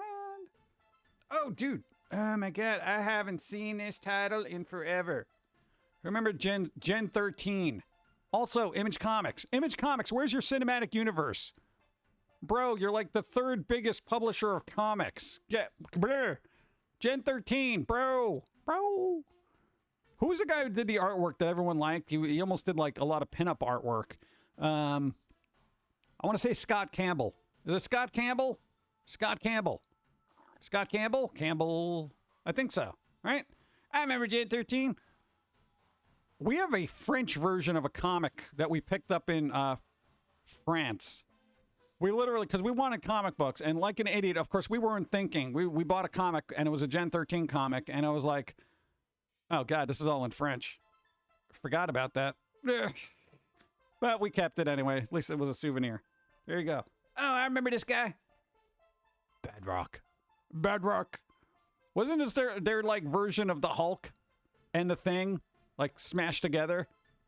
Hulk Thing. Hulk Thing. Dude, where are you finding these comics that are so... Where is this? Man, dude, I never find places that have comics for like 75 cents. Bro, that's awesome. I feel like he's angry. Yeah, it looks like a cross between the Thing and the Hulk there. Oh, man. I don't know if they were in another thing. I feel like they were. Yeah, pretty much. All right. But... Oh, hey. Remember Rob Liefeld? Remember that artwork he used to do? More lines. I need more lines and a lot of things, but I can't draw feet still. That's all right. I can't draw feet. It's Violator versus Bedrock. Shh. Rob Liefeld did a cover. Look at that. I didn't see it. After a while, I didn't even know what's going on here. What is this? I feel like AI generated this, and there's an extra leg there. What is that? Okay, that's his kneecap. And his kneecap goes into rock or something? Rob, please. Okay, that's his fist, and that's his forearm, which is really, really big. Okay, that's the upper arm. And that's part of a leg. That's the groin area. Now, that's a leg going up that... This guy gets paid so much money to draw comics, and I can't even read most of his artwork. And I like their work. They create a lot of stuff, but I gotta say, where is it? No. Practice, thank you. 39 moods, thank you. I had to read chat for that. Thing didn't even show up. First two Warcraft comic, maybe Image knows where the comic will jump into the movie side. I don't know. Animated series based on some of the... What? Yeah, they should do animated series like DC. Come on, do it. Does it cost more to make an animate green screen? You're destroying my face, too. My God. All right. I need a secondary camera to hook up to this thing to just focus on whatever. Okay. This I have... Here's the thing. Your mom used to work at a bookstore, and she would bring comics home, you know, of course, back in the day when you had to send stuff back to the distributor. When they didn't sell, you would rip off the comic cover, send it back to the distributor as proof of non-sale. You get credit, blah, blah, blah. That's what bookstores had to do. They literally destroyed books. This, I remember getting this, like, I don't know, I guess they had a bunch of them there for some reason, and they brought one home. Dakota North, Investigations. Apparently it's like a spy comic. Some girl with a gun. I vaguely remember this, like, tiny me was just like, yeah, spy stuff. She got weird hair. Like, I vaguely remember this. Dude, comics were 75 cents. Dude, 75 cents for a comic book. Oh, my God. Yeah, that is sad, Evie. That was the whole thing back in the day. They used to do that with books and novels. They would recycle the rest of it and then have to send back the covers. Like, you know, proof that it was destroyed kind of thing. I don't know if they still do that, but... and speaking of green screen, it's all destroyed. The Incredible Hulks. There's multiple. Ooh, Red Hulk. What is going on here? I feel like there's hands there, and then there's monsters, and then this lady's just chilling, like whatever. And then there's like a tail for something. Was comic book art always this unreadable? Who did this? I want their name. Guy. I don't know who that is. The ghost is blocking it. Me. It doesn't matter. Green screen's killing it. Oh, my God. And then, last but not least, this I don't know either. I got new stuff, and this is cool, because I don't know new stuff. Junkbot. Unreadable font. I don't know what this is, but it looks interesting. They look like they're in a mech. There's mechs. Partial mechs. Is that like big spider legs? What is that? I feel like there's a spider mech. Is that a spider mech? Maybe I should open this up now. Savage Dragon was a cool premise. They still make that. Eric Larson still works on that, I think. Rotogin. Rotogin? Rotogin? Rotogin. Jin. I don't know. But there you go. We got comics. Thank you, Out of Our Neck Punch, for sending us goodies. New things to discover and look through. To be inspired. I miss comic books. I really do. My comic book shop closed down recently. It's gone. Yeah. This is the only time I get comics now. They gotta be sent to me in the mail. Thank you, Unvoted Punch. Yeah. I'm sorry about the green screen.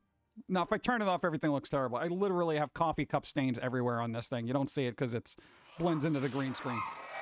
There's a note. Go. I have the entire Invader Zim collection XD. That's the only comic series I went all out on. Nice. Do they still make that? I don't even know if they still make comics for that. Oh God, where is it? Boom. All right, there. No, it's gone. I don't know. It's they made a lot of comics out of weird things, but it's only like 4 or 5 issues. Like they have miniseries, and then they're just gone. And I'm like, oh man. But I guess that's good. You don't have to commit to like 500, issues of fill in the blank. Like, isn't Spawn over 500 issues now? I think Spawn and Savage Dragons are the only 2 original Image comics still making and ongoing comics. Yeah. Thank you. See, it is a spider mech. Yes, best kind of mech. I do like spiders. I know a lot of people don't, but... Thank you. Well... I'll be sure to airdrop more in the future. Oh, God. Don't go through any trouble. And, hey, pro tip. All right, now here's the thing. If you ever send comic books, and it's just comic books, do media mail. Because I don't know when it's going to show up. It takes a little longer, but you know what? It's like $4. Media mail is super cheap. It's for books, movies, DVDs. Oh, there were 2 DVD cases in there. Thank you. I got those too. No, I use those all the time. I don't know if I bring them out. That's very interesting. It's like, here's an empty case. I'm like, for me, that's good. It's a home for a movie. Okay. No, media mail, super important. No, dude, I do it all the time. Media. Bro, media. Thank you. I really appreciate it. Thank you. Dude, I love comics. I like getting my hand. I like getting newsprint on my fingers and stuff. It's awesome. There you go. Nice. What, you don't like... Newsprint is awesome. I love the smell of comics, too. Yeah. Oh, man. The Gorecraft comic book series teaches you how to make frugal meals. Really? Frugal? Hey, I'm frugal. I can't get any more frugal than a can of Chef Boyardee a day. I have 3 or 4 of Dark Horse Aliens and Alien vs. Predator. Nice. How goes it? What's up, Lord Black Diamond? How are you doing? I have an entire collection of Kenji, Jobits, and Soul Eater. Nice. I literally had almost every X-Men comic from like the Uncanny X-Men series and then it was one of those things where I broke the chain and I missed a couple of issues, and then it was just like, oh well, I guess that's it, Now it was like after I think like all the major artists up and left, Marvel Comics to make Image Comics, so there was no more Jim Lee. There was, McFarlane left, and I was like, oh god. I started buying, Spawn comics and Wildcats and all those other weird things, but there you go. No, that was like the only series I was really up on, X-Men. I remember Wildcats, Stern Warning, Shadowhawk, and Image Comics. Oh, Wildcats? Yeah, what was the other one? The Mark Silvestri guy. He did Witchblade. They actually made an anime out of that. Witchblade! They were supposed to make a series of that, but I don't or a movie, but I don't think the costume's going to sit well with people. No, Dark Horse stays indie. No, they've already been bought. Dark Horse was bought up by the Embracer Group, which was formerly THQ Nordic. They've been buying up a lot of stuff, and that happened about 2-3 months ago. Dark Horse Comics was bought up by Embracer. Like, it wasn't in any outlet, so it's if that's actually true, that's amazing to me, because it was so quietly purchased, no one even knew about it, and I was like, huh? So yeah, I mean, just double check my words, but last I heard they were actually bought, so they're not indie anymore. Well, I mean, they're owned by somebody, but they did make Witchblade anime. Yeah, they did. I think that came out like 2012, 2009, something like that. What's news to me is that's what I'm saying, man. Dark Horse ain't indie anymore. Nope. Did they hire Nintendo Ninja lawyers? I don't know. Maybe. Ninjas. We bought it. Yeah, so, sad. Yeah. Watch the WB anime. Oh, was that WB anime? Really? Edutainment's one of my favorite genres. There should be more edutainment that's actually fun, you know? At least here in the States, it's like edutainment has always been a very kind of long haul. You know? That's why they lost their Disney properties. Nah. I like Wildcats. Yeah, who's the ninja lady in that? She was kind of cool. Now, isn't that a comic book? Ninja lawyers. Lawyers that get things done so quick. They're considered it. Yeah. If I've learned anything about the legal processes of humanity, it's never quick. Yeah, speedy trial, my butt. Hope the Dark Horse Comics gets to retain their creative freedom to a certain extent, I think. But it's kind of weird. It really depends on the stipulations. But anytime something takes over something else, there's always a bit of a shakeup. Whether it's Twitter or Dark Horse Comics, you know, something's going to happen. Glad Image Comics can do what they want still. Yeah, pretty much. Well, dude, I mean, they had, aside from Spawn and stuff like that, I mean, they got a hold of The Walking Dead, and that was kind of like, that Walking Dead's an Image Comics kind of thing, right? Yeah, so basically they made so much money off that series that it's just like, yeah, whatever, we can still do what we want, you know. And that was smart of them to get that, yeah. At $400 an hour, no lawyers has any incentive to do anything quickly. Yeah, if they got minimum wage or they were paid by their accomplishments, I think things would move along a lot quicker. Thank you. As a teenager, we come to the personal finance, pretty much, yeah. We don't get into politics, though. I want to add note that DC owns Gen 13 via Wildstorm, which it no longer exists. Thanks, Jim. Like, really? Really? So, oh, God. Oh, well, right. So Wildstorm was, wasn't that part of hold on. So DC owned, I guess, Wildstorm. That was, God, what, was that an offshoot company? Like Top Cow Comics? And then, Image Comics was just the publisher of it, right? At the time? Because I didn't know anything about the publisher label aspect of stuff back in the day. I was a kid. I didn't care. I was like, ooh, new comics. You know, I didn't know anything. Wildstorm was indie and then bought by DC. All right. So, because I know the person who made Witchblade made Top Cow Comics or whatever, and then I don't know what happened to that. So it's kind of weird.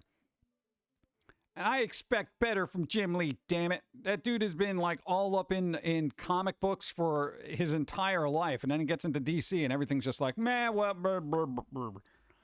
You know, are they still there or did they just walk out? I mean, I don't even know what's going on. So why buy something like that and then just cancel it? Witchblade TV series aired in 2001 and lasted 2 seasons, starred Yancey Butler. The name sounds familiar. I don't know who it is, though. Was that a live action? Live action series? Oh, God. Jim Lee sold his company to DC back in 1998. Oh, so he probably had a ton of money from that. Oh, so that was under Wildstorm. All right. I'm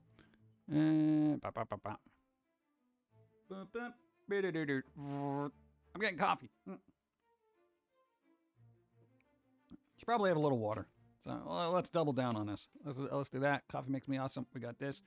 Then we got a little juice box. All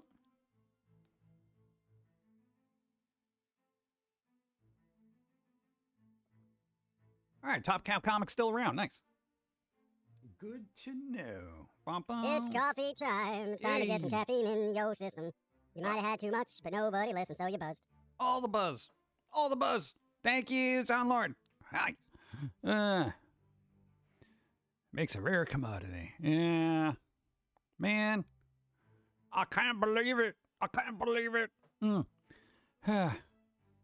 don't know. Like, a lot of stuff got bought and sold over the years that because when you're a kid, you don't think about that stuff. When you're reading comics, like, oh, you know, Top Cow Comics, blah, blah, blah. You don't really, it doesn't process in your head until you get older and you realize that money makes the world kind of go around, and you're just like, oh, this company bought this company, and this one bought this one, and this one got this developer, and this one got this artist, and this one got, and now they got to work exclusively here and this and that. Ooh, but they got the license for this when they sold that, but that fell into the public domain, and now this is gonna be, and you're just like, oh my god, remember when comics were fun?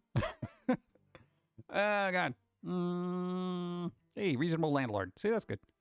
Nancy Burt was in Kick-Ass 2 and Lake Placid. Really? I guess. Also in Drop Zone with Wesley Snipes. Oof. Oof. I don't know. Yeah.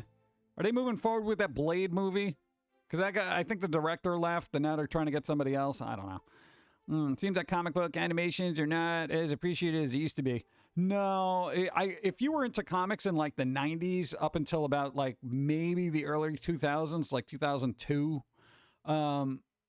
that was kind of your, I guess, third golden age of comics. You had all the stuff. You had all the iconic artists working on everything. You had a very good crop. But now it's like, as soon as comics went digital, like, you know, you can literally subscribe to comics and stuff like that. People are just like, yeah, whatever. And, you know, that's probably part of fault of the industry in the 90s, where there were so many series. So many series came out. Everything. There was series, there was crossovers. It was literally oversaturation, you know, and then all of a sudden, you know, people are just like, meh, whatever. It's like people couldn't afford to like anything, you know. That's kind of the way it is now. It's like you can only afford to like so much stuff, like with streaming services and whatnot. You know, they keep throwing stuff at you all the time, but they don't follow up with it. Things get canceled, and then you're just like, whatever, brr. You know. What are you going to do? Freddie Mercury, what? With the crowbar and start singing, I want to break knees. What? Hi, Corgi, what's up? How's it going? Thank you. That's bad when a director leaves a movie and they start looking for a new one. Yeah. What happened with, what was the other movie? Oh, yeah, The Rocketeer. The Rocketeer. They were going to make another Rocketeer movie, but the director was like, yeah, I got things to do. What do you got to do besides direct The Rocketeer? Well, you know, I got to kind of clean my sink. You know, toilet could use some work. Yeah. Got to fix a tile in the bathroom. That's the way I feel that exchange went. You know, no, there's a loose tile in the bathroom. I got to get on top of that. It's not going to take you 6 months. I can draw it out.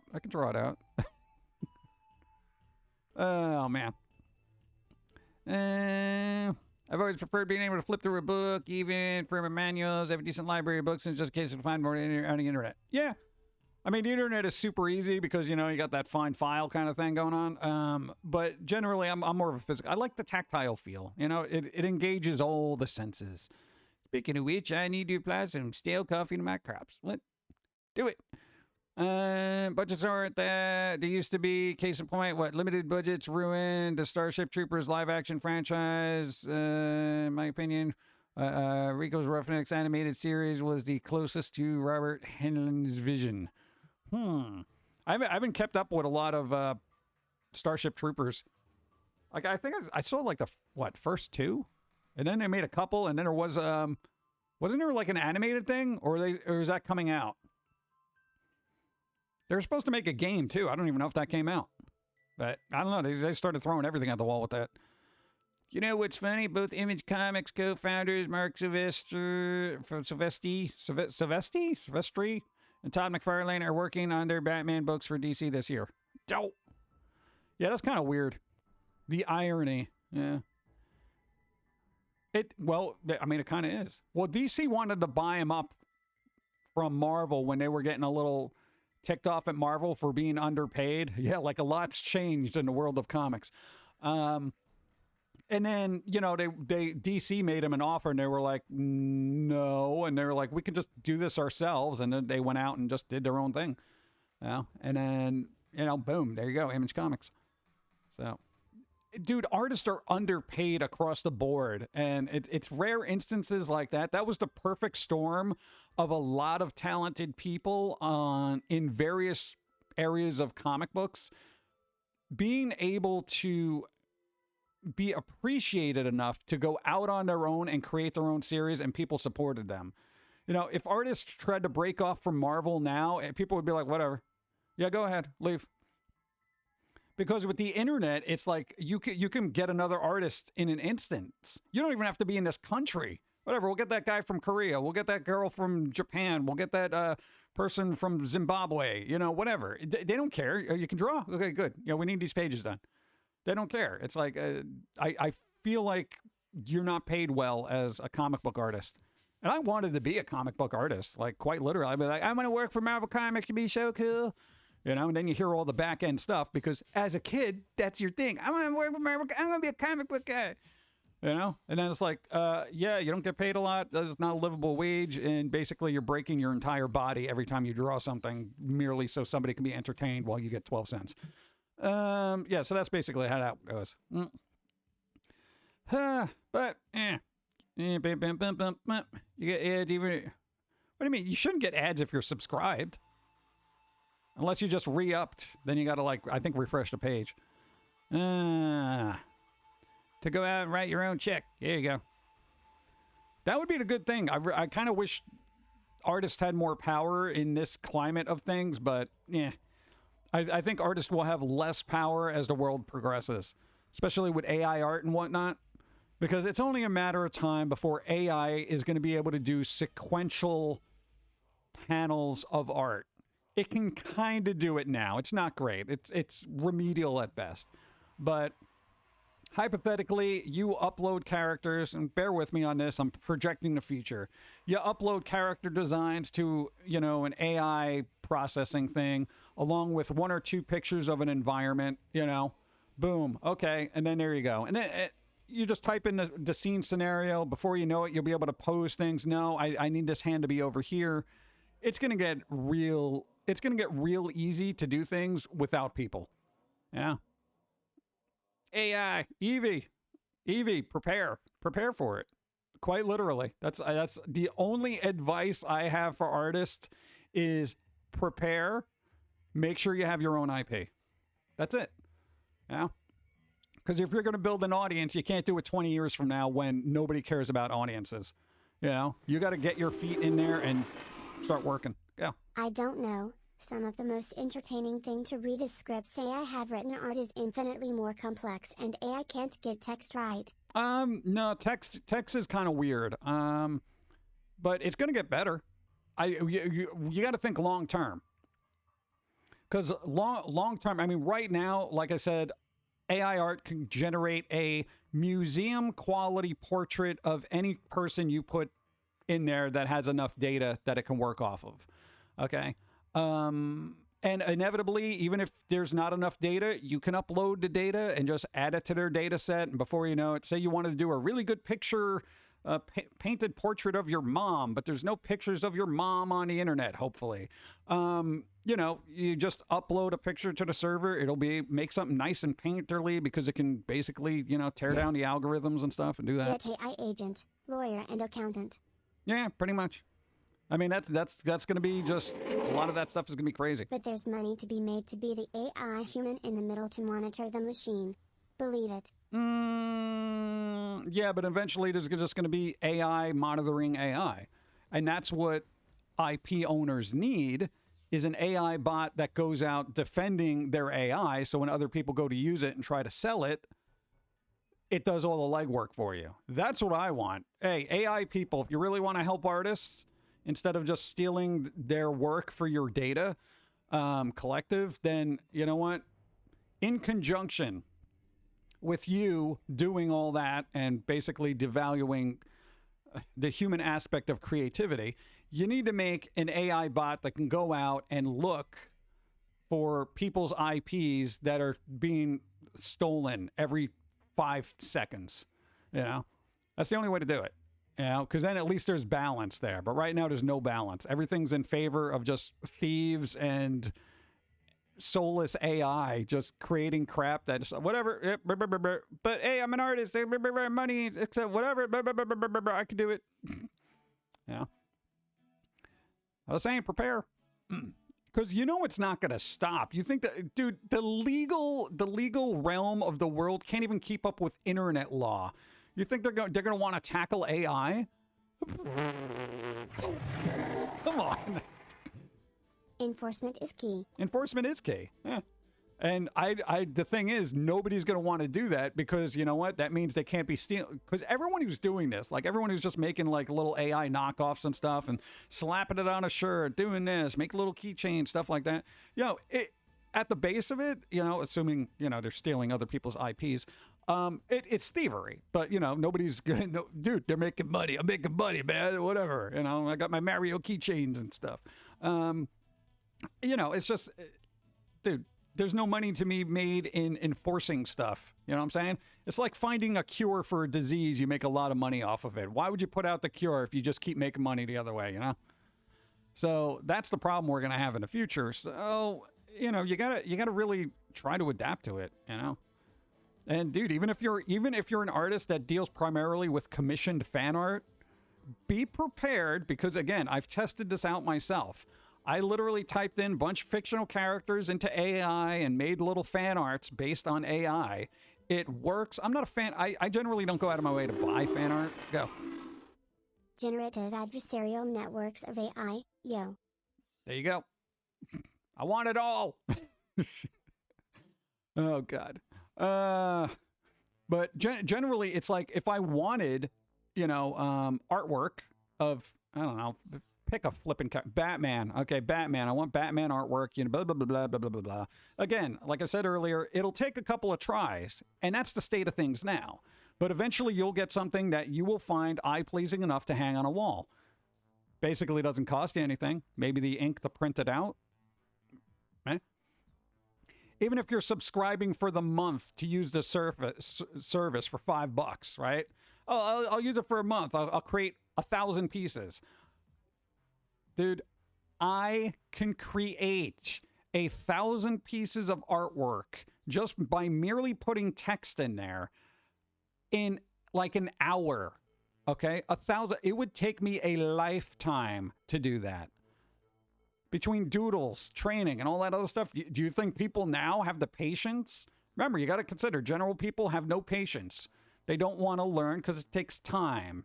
They don't want to think because that might make them feel. They just want to see something nice and move on. That's it. Just remember, it has enforcement via AI. So I'm sure everyone will be happy with the same algorithms like it uses to flag videos with potentially copywritten material. Yep, it's going to be a hellscape of everything. But this is why I say if you have your own IP, dude, at least a couple of times a week, I get little things from YouTube. Oh, this is a blah, blah, blah. Somebody's using your video. And I'm like, that guy, you know, that kind of thing. I don't go out of my way to do like takedown notices. I will if it's like deliberate, but usually the AI is good in trying to at least keep on top of stuff. But generally I'm like, yo, you don't have a leg to stand on if you're just doing like gaming videos and stuff like that. It's only transformative for so long, you know, before people are like, nope, just take it down. And YouTube will generally side with the complainant anyway, just because they got to cover their butt. But I don't know. It's gonna be a hellscape for creatives in the future. And I know it's a pessimistic attitude to have. But like I said earlier, when I look at AI and I fiddle with it, I can use it to inspire me to want to create stuff. You know, like I said, if you're looking to make a character and you want it to look a certain way, but you may not have the image in your head, you want something to work off of. That's fine. You know how many artists work off of models? Like, who's that really painterly good? What's his name? Ross? Alex Ross? Is that the one I'm thinking of that does a really painterly thing? They use models. Most creatives use models, the good ones. You know, so it's one of those things. It could be used as a tool for good or evil, and that's like the internet. Internet is an excellent tool. Could be used for a lot of good, and a lot of people screw it up. So expect a lot of people to screw it up, and the problem is the general public is going to be the ones determining whether the art is relevant or not, whether it's, you know, if it's created by AI or a human, you know? Because again, you got to think people who are just like, all right, if they want to look at something pretty, they'll look at something pretty. Yeah. Like that. Okay. That makes me happy. That's it. Yeah. Gotta put the ART in artificial intelligence. Yeah. Yeah. Got to do it. Well, they're already doing it. I don't know. I would say experiment. If you were an artist, experiment with creative AI and create some things with it, you know, and I use the term create loosely, you know, put words in there and generate something. Just so you can see what it can do and extrapolate that out 5-10 years from now. So if it looks a little janky now, it won't be later. So keep it in mind. Keep it in mind. It's not like, oh, don't bother being an artist. No, I think everyone should be doing art, but they should be actually doing it, not letting the robots do it. So I don't know. There's for me, at least, creating stuff. It's very zen at certain times where, you know, you get to kind of chill. You get into a mode. You get to do things. You know, you're kind of connecting. You know, your hands, your thinking, writing, all that other stuff. It's super important for the development of the human mind. It's always good to have that outlet, but you know, the concept of outlets are going to change as generations go by. So for a younger generation, they'll think AI is just as valid as anything in the MoMA, you know, quite literally. They'd be like, why would I go to the Louvre? I can make my own Mona Lisa and it'll look like the girl from the ring, you know? You think I'm joking, dude, you know?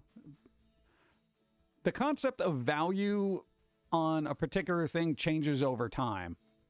You know, we've already seen music get devalued over the years. Art is slowly, actually quickly getting devalued. So, you know, the concept of value in the arts it's diminishing returns. It really is. So you do art, you do it for yourself because you like to, you know, it's the reality of everything. I made my own watering cans out of cat litter jugs. Hey, see, there you go. Creative. Down with the robots. I don't know. It's like, you know, people complained about the invention of the car. You know, everyone has one now. Let's see. It's just me or did the sound drop? Did the sound drop? I don't know. I did move away from the mic a little bit. I'm away from the mic. Now I'm close to the mic. So, Robot Hunter was a cool comic. Hope wants a kiss. What? What if I got a cold? You can't randomly kiss people. I'm going to say hi from afar. Hello, Hope. Lakota Warrior, hi. Do something fun. I'll give you a virtual hug. There you go. Virtual hug. Don't kiss me. What? That's it. That's all I got. Have a good day. If you can actually make art, then make art. Otherwise, please stay away. What? Well, Bloody Angel, I mean, if you think about it, like, just people want to make extra few bucks, they'll just slap something together with AI and toss it on a mug. Yeah. But then keep that in mind. If you want to go out and buy something, you know, support somebody who's actually creating art rather than somebody who's just AI'd it. There definitely needs to be, what do you call it? Disclosure for that. I need transparency. Yeah. Because if somebody's like, this was made with AI art, I'm going to be like, well, screw this. Yeah. Because I won't care. I won't care then. I want something that somebody made, not somebody that somebody... I typed out my tweet into the art program, and look, it made this. Put it on a mug. And it's like, we have enough crap in the world. I don't need more. Go.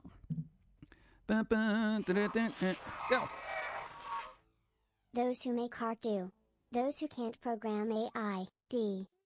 Yeah, well, I mean, it's basically the same as musicianship. I mean, how many here look at, like, electronic artists who are just dragging and dropping loops as, like, quality musicians? They may have an ear for music, but they're not playing anything. So there's a difference. They still may create something that's enjoyable to people, but I think real musicians, like, if you're a well-trained jazz musician and somebody's like, oh, I got this loop that sounds similar to that, boop, you're going to be like, oh my God, what did you just do? You know, that kind of thing. But to the person listening to it, they may not even care. I like this. This is so cool. That's a robot made that. It's like a pre-programmed loop. Don't care. I like it. Yeah. Redbubble actually stressed that if you use AI artwork, put that fact in your description. Well, unless they're going to enforce it, it's not going to matter. Yeah. And how many people are going to be like, what? I did it. You're going to have the dude. You already had artists on Twitter claiming that they were like, oh, I'm super awesome at art. Man, they're just posting AI art that's being generated and they're lying about their abilities. Yeah. So enjoy that. There was an AI art that won an art show contest. you know? And traditional artists were like, bro, really? Why is this even here? You know? So, like NFTs, AI art is going to be a huge thing, blah, blah, blah, blah, blah, blah, blah. But hey, at least NFTs are waning a bit, right? Oh, God. Art lacks any humanity when there's no emotion put into it. Yeah, that's why I don't like a lot of modern music. There's like very little emotion in it. How do I feel about coloring books? I don't know, it's relaxing. Why not? You know? Paint by number stuff has been around since eternity. It's supposed to be relaxing. Wait, you mean people on Twitter, like? Yeah, I know. It's crazy, right? It's crazy. Who would go on the internet and lie? Mind blown. Yeah, what are you going to do? Let's see. Blessings upon you today. Hey, Hedge Witch, what's up? How's it going? Made overflow with love and joy from all you encounter. Everything? Even the ghosts? Have I been on a cruise? No, I don't like being on a petri dish floating in the middle of an ocean that I know that can destroy me if it's having a bad day. I have a healthy fear of nature. Hi. Thank you. Oh, God. No, I really do. Like, I don't mess with boats because I know if it goes the wrong way, I'm dead. All right? I can kind of swim. I'm not a great swimmer. I'm like a dog paddler kind of pumpkin. My head's buoyancy kind of helps out. But it's like, dude, the ocean is one thing I don't want to mess with in any capacity. What? Because I've seen video of what it can do. All right.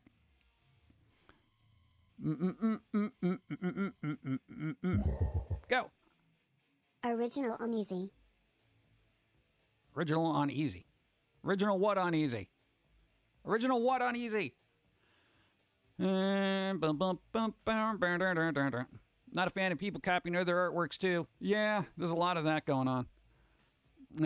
Undefined expression. Did you come across that on Twitter? There was this artist who won a art contest by basically copying a photo that somebody took of themselves, like an art photo, and reversing it. They basically flipped the image and they're like, I made this original piece of artwork. And they won an award. I think this happened in like Europe or something like that. And I'm like, oh my God. Yeah, so that's going to upheave the art community at some point. If it hasn't already. I don't know. I'm not in the inner workings of hoity-toity artists or, people who have galleries and are like, oh, the impact this is going to have on my artists. Yeah. That's not art. Yeah. Go. Transformative art. Yeah, quote-unquote transformative. I transformed it by reversing it. I flipped it. You see what I did there? Yeah, it's totally not the original. Dude, even back in the day when you went to art school, they're like, there's nothing wrong with using references, but you have to change it. And then quite literally, kids like, well, you could just flip it, right? And the instructor was like, no, you got to make it a little bit more different. Like if the hand is resting on the head, you're going to want to move that hand somewhere else.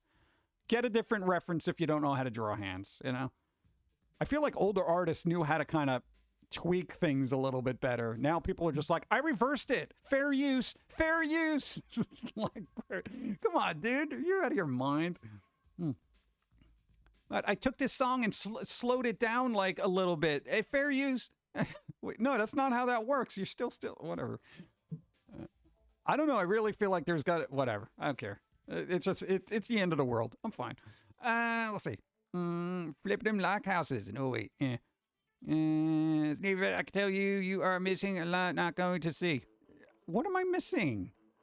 Hey, you're gonna be partial. If you're in the Navy, you're gonna be partial to water. Yeah. The rock of the ship. That makes me nauseous just thinking about it. Hey, you like rocking back and forth? Hey, you can handle it. I don't even have my VR legs, let alone sea legs. I'm gonna be like, brr, brr. What? I'm gonna be that person that's just sitting in like the infirmary going, oh my God, when are we gonna dock? Brr. You're missing a lot. No, I'm not. Well, I'll watch a movie for ship antics. I watched Pirates of the Caribbean. That looked like fun. But I would just be like Pukey the pirate, you know? I really think so. I don't like things like that. It's just like, because I got this weird sinus thing that goes around, and it's like, if I go on a roller coaster or something weird like that, it literally shifts stuff in my head and makes me nauseous. That never happened pre-deviated septum, you know? I don't know. Or someone that makes the idea run with it. Do something. Nobody, Hedgewitch, nobody wants to do that. You know? Hedgewitch, how many people now want to grow up and deal with the suffering and abuse that comes with being an artist? No, everyone gets a trophy and everyone's a winner. So, you know, I'm creative by typing something into AI and making a picture. That's the mentality you're going to have to handle in the future. That's what it is. And if I guarantee you're going to have those people who are going to be super triggered. If you're like, well, AI isn't real art, they're going to blow up like, what do you mean? You know, and again, it really comes down to the person viewing it. If they find it appealing to them and they interpret it to themselves as art, like, okay, hypothetically, here, let's get philosophical for about like 3 seconds. Who here looks at games as an art form? I do. I totally do. You know what a game is? It's a bunch of digital ones and zeros that make something pleasing to the eye. Art. 1% inspiration, 99% perspiration. Not anymore. That's old school. That's boomer talk. You know? Zoomers now, they just press some buttons and it's done. So there you go. I mean, it's like everyone looks at games as an art form, but at the core of it, there is zero difference in between the art in, say, a game, right, and something that's been computer generated. It is all at the base ones and zeros. Whether somebody worked on it by hand or the texture was applied by AI, you know, the motions are done by motion capture at this point, and even AI is filling in the blanks for animation. You'd be really surprised at how much of the art you absorb in a day is inorganic. Movies are art. The special effects, it's all digital crap. Brianna, thank you for the sub. YouTube, thank you. You know, and even there's a lot of drag and drop effects people just put in movies now, and it's just like, oh, that lightning effect. Oh, wow, they're so cool and epic. Yeah, it's just drag and drop. That's not a big deal. You know, and at some point, visual effects artists are going to be needed less and less because, you know, you're going to have AI doing a bulk of that heavy lifting as well. Yeah, it's all ones and zeros, and it's at the core of it. So it comes down to whatever is pleasing to the viewer who's viewing it. Yeah. I don't know.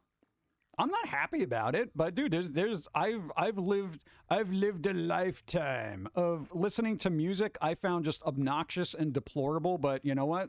The general audience loved it. So, and quite literally, that was your first step into creating, was just being like, music is so terrible now. Why?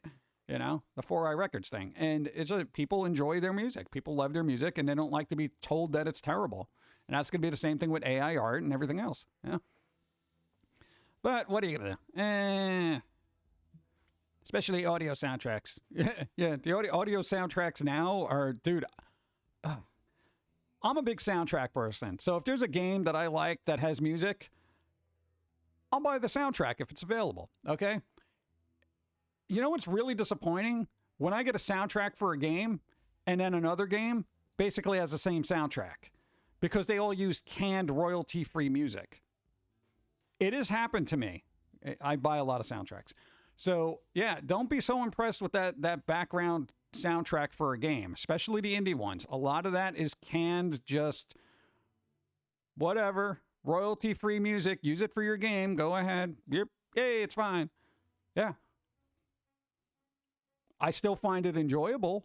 I like the song. I like the notes and, you know, how it makes my ears feel, you know.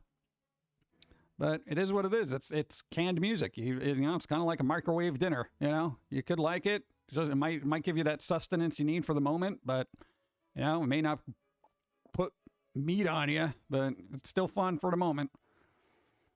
There you go. Hugh Jackson's Wolverine, allegedly. There's a good chance many of his scenes will be CGI. 54 years. He's 54? Wow. It's like we're living in a simulation and we figured out how to reproduce the software we live. Yeah. It's going to be weird. It's going to be weird. I know. We'll see how things, brr.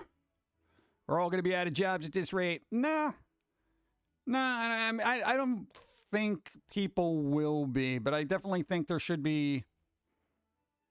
I don't know, unless there's checks and balances, just don't expect to be making like a lot of money. And again, you do art because you like doing art, That's the thing you got to walk away from, the whole AI thing. But I don't know, make sure you opt out of that stuff on DeviantArt when you submit artwork there now. For those that came in late, DeviantArt basically,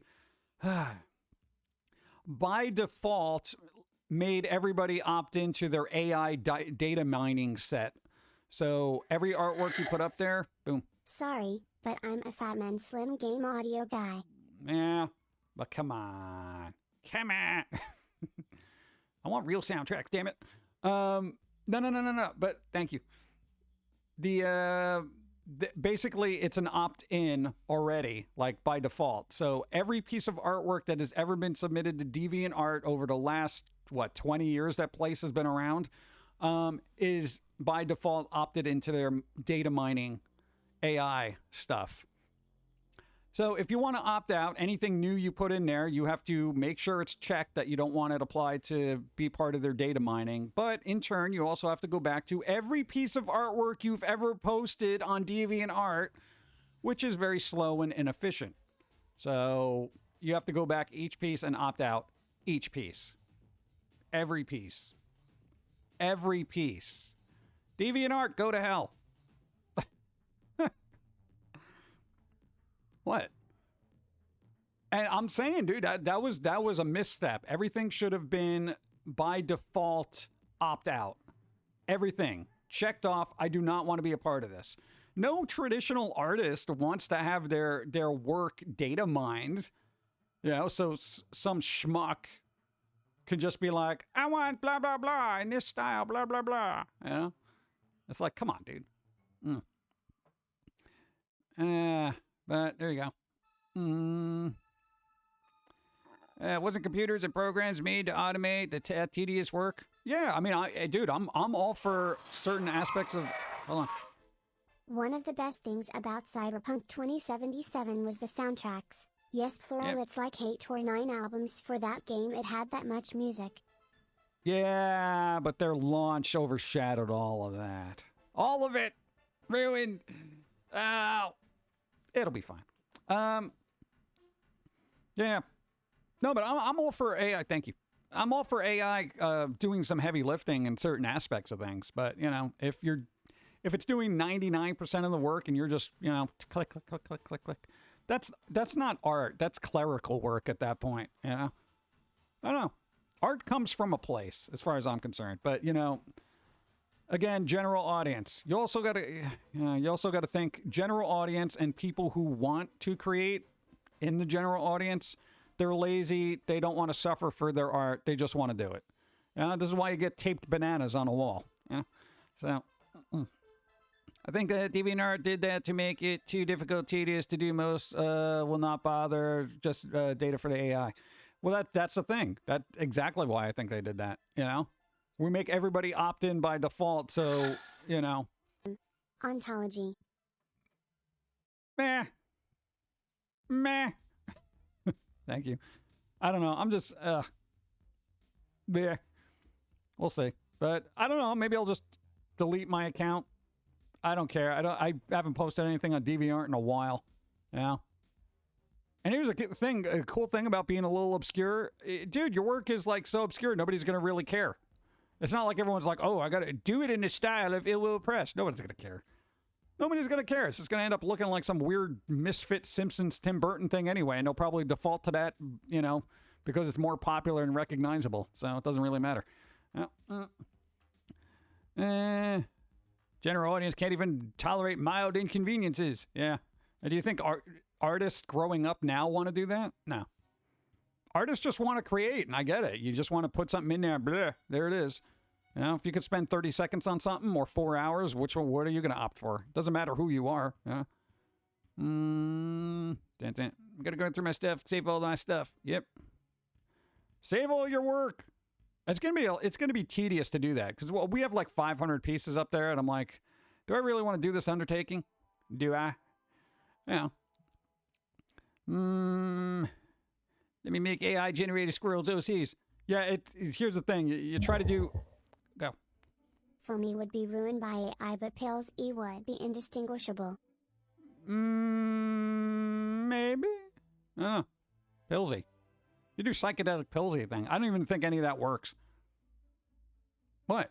No, because when you because you're trying to do a couple of characters to see if they would even come up, they don't. Like, so, like the Jermaine character as a painting, you got like other people who are more famous on the internet named Jermaine, apparently. So I think one was a football player, well, soccer, and some feminist woman. I think their name was Jermaine Greer, I think. Yeah, so I got weird hodgepodges of that. So, like, Jermaine Greer is a footballer. So, yeah, it is kind of weird, but, yeah. Blah, blah, blah, blah, blah. I don't want anyone taking my stuff. I don't care how old it is. I work hard on my art, and I refuse to let anyone take credit for my stuff. Can I... Here's the thing. Let me just get this in your head, and I speak from 20 years of experience. People will take your work, and they will claim credit for it. Okay? People will do that. People will take your stuff, they will turn it into merch against your will, and they will sell it, making money off of everything you worked on. Okay? It's a fact of life. You combat it when you can, but don't stress about it. Don't stress about it. Because, dude, everything. Quite literally everything. Dude, everything.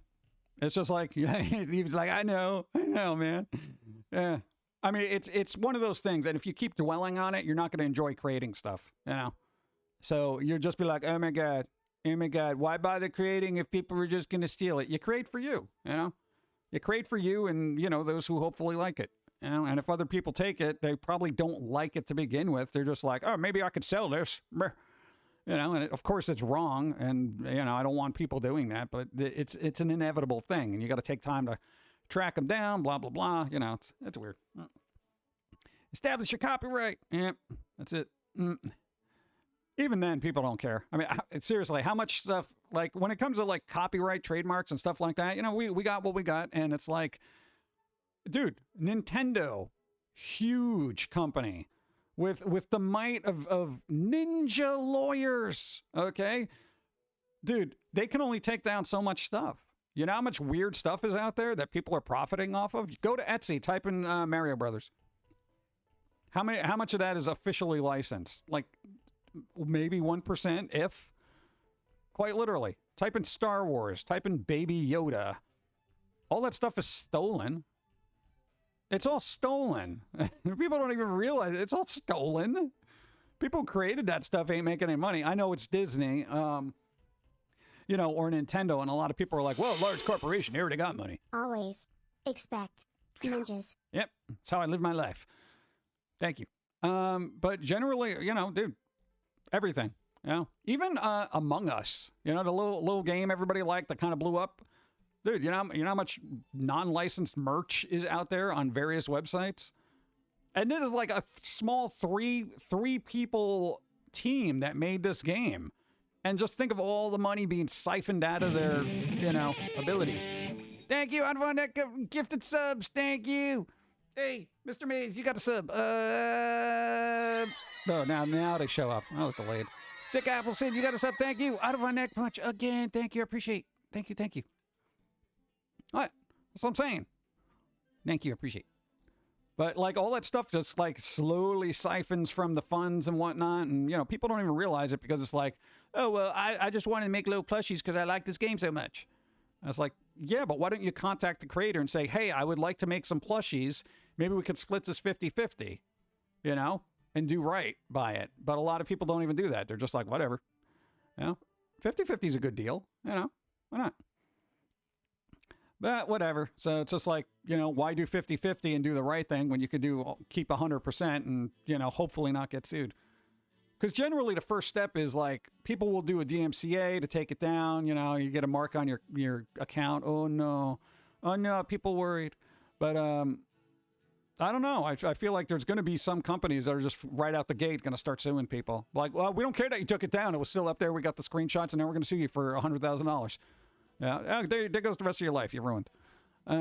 Yeah, so there's that. And justice will eventually come. Yeah, I'm waiting on that.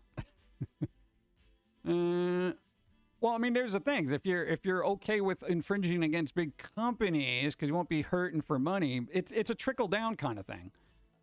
Like Disney. Okay, hypothetically, you want to make, you're buying Disney stuff made by somebody else, blah, blah, blah. That's a little less money that's going towards an official thing. And I know it's Disney. They got billions of dollars. But there is that trickle down thing. And then that mentality gets a little loosey-goosey, where it's like, well, okay, this small independent company, they got like 28 people working for them. It's fine, whatever. They probably got a bunch of money. Same thing with Among Us. They probably made a ton of money off that game. So much so that they probably can't even be considered indie at this point because they've made so much money. And then it's just like, well, whatever. They got plenty of money. They fine. They not hurting, And it's that kind of thing. I always try to pay my fair share. I really do. Because it's like, I don't want to be that person that goes on that slippery slope where I'm like, It's like I don't pay for anything. And I'm like, oh, God. But it is what it is. The world is going to be weird. So, I don't know. This is why we need universal livable wage. That would make my life a lot easier. Yeah. I think it would make every artist's life a lot easier.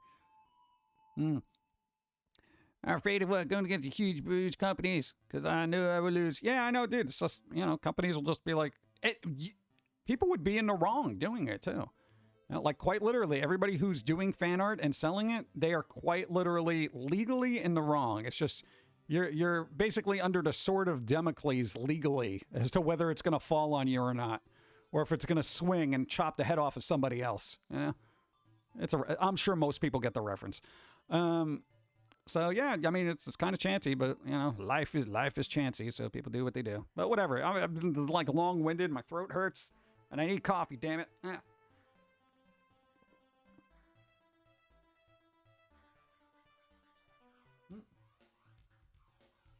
Yeah, everybody knows large companies are scummy, but they do employ a lot of people who have talent, And unfortunately, they're the ones that inevitably get screwed because when it comes to a bottom line, the large corporation, if like, oh, there's all this stuff happening and all this copyright infringement, we're losing money on, whatever, non-official merch. I guess the higher execs are going to take a pay cut this year. No, they're just going to fire talent. That's all they're going to do. If it doesn't make me what somebody already said to turn me around. Thank you. Oh, there you go. Your aunt had me in tears laughing so hard I couldn't breathe. I'm sorry. Bleep other opinions. Your art is about thousands of viewers. Oh, that's all right. Hey, I'm good with that. Hey, we did good. Thank you. Thanks for putting up with it. Let's see, where do we leave off? I know, is there something fun happening? There's got to be something fun happening. Come on, man. It can't be all doom and gloom. Kevin Conroy passed away. A bunch of other people passed away. AI art is taking over.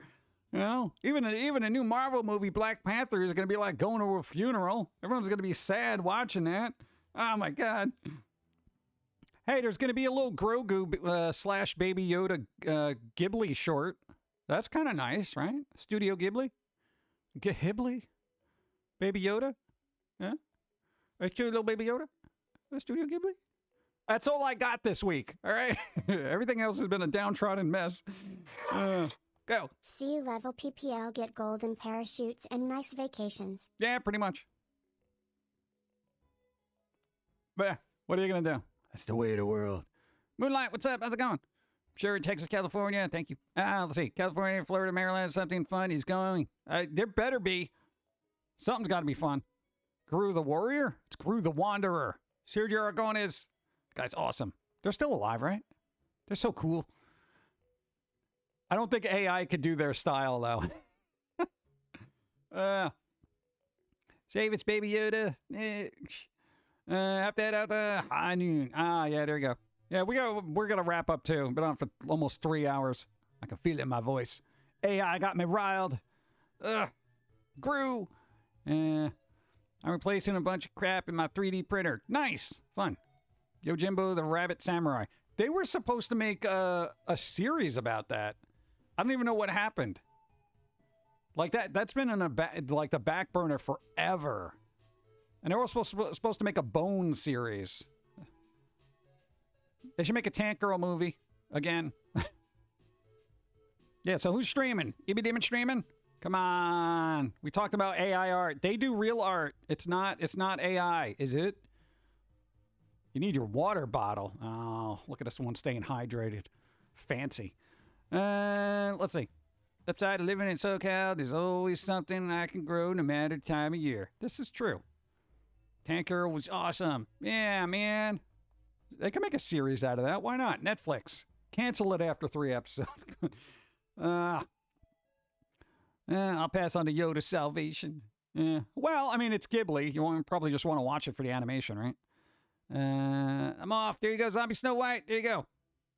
Try to enjoy today. Do something fun. Have some pie. I don't know.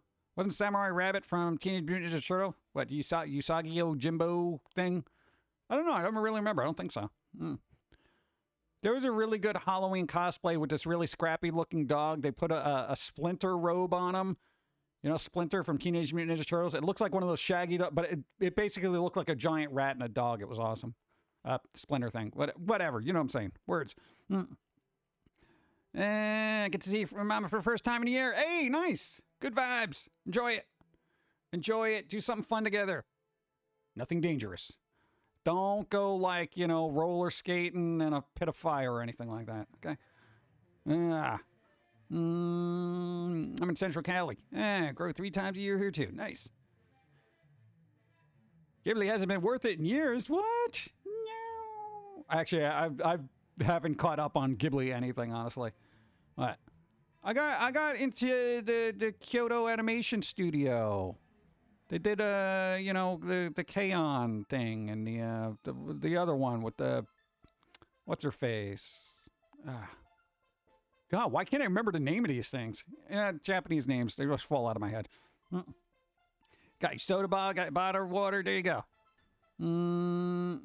Fat food can only get too much trouble. Oh, it can only get into so much trouble. Yeah, but you got to think of like, hey, like kids. They're small, they always get into trouble. Maybe size could be a correlation to unruliness. Look what happened to Napoleon. It's a complex for a reason. It's a complex for a reason. Beware. Oh, good. Let's see. Mysteries like the Goonies. I remember the Goonies. What's up? Thanks for the follow. All right, let's wrap this up. Come on, go. EB Demon streaming. Who else is streaming? And welcome to our Noot house. Advan Neck Punch. Keep your feet off the table. Gifted sub. Hey. Thank you. Gifted a sub to Caterpillar Nana. What's up? You got a sub. Thank you, Advan Neck Punch. Appreciate it. Thank you for the comics again. I'm going to go look at them now. Because now I'm going to be like, AI art sucks. I want organic art. Yeah. So I'm sorry if today was a bit of a downer, but it's good to get the AI info out there for at least people on YouTube who are watching. People here are going to be like potential artists and whatnot. And I would say never look at it as, don't look at it as like oh God, there goes my job. They took our job. That kind of thing. Always use it as a tool, because, hey, a lot of people thought when Photoshop first came around that like, it's never going to replace traditional art. It's not even art. Blah, blah, blah. How many people use Photoshop now? Dude, a lot of old school artists hate computer art. But then a lot of the good ones adapted to it and they create amazing things. Use AI as a tool to better yourselves as opposed to worrying about what it's going to do to hurt your bottom line kind of thing. But there you go. EB Demon going to be streaming traditional arts or digital. But not AI related. No, we ain't doing that there. Where's my outro music? Come on. Doo-doot. Bum, bum, bum, bum. Maybe she'll watch Batman after this. I don't know. Where is it? Go. Thanks for the stream, PG. Hope you have a great week and see you Wednesday. Jim Love. Thank you. Appreciate. Thank you. Phoenix Monroe. Yeah, maybe I should watch Batman the Animated Series. You know, surprisingly, Dawn didn't watch a lot of that. Right? Maybe they need to be educated in the ways of Kevin Conroy. You know? Later, you all. Later. I know, maybe we'll do that. Hey, very good stories geared to a more mature audience than just a bunch of dumb kids. All right? Good stories in that. So there you go. I don't know, try to be optimistic. I know I'm a bit of a downer today, but things are, you know, I don't know. Maybe streaming. So there we go. EB Demon streaming. You. Have a great week, everyone. Thank you. Get out of here.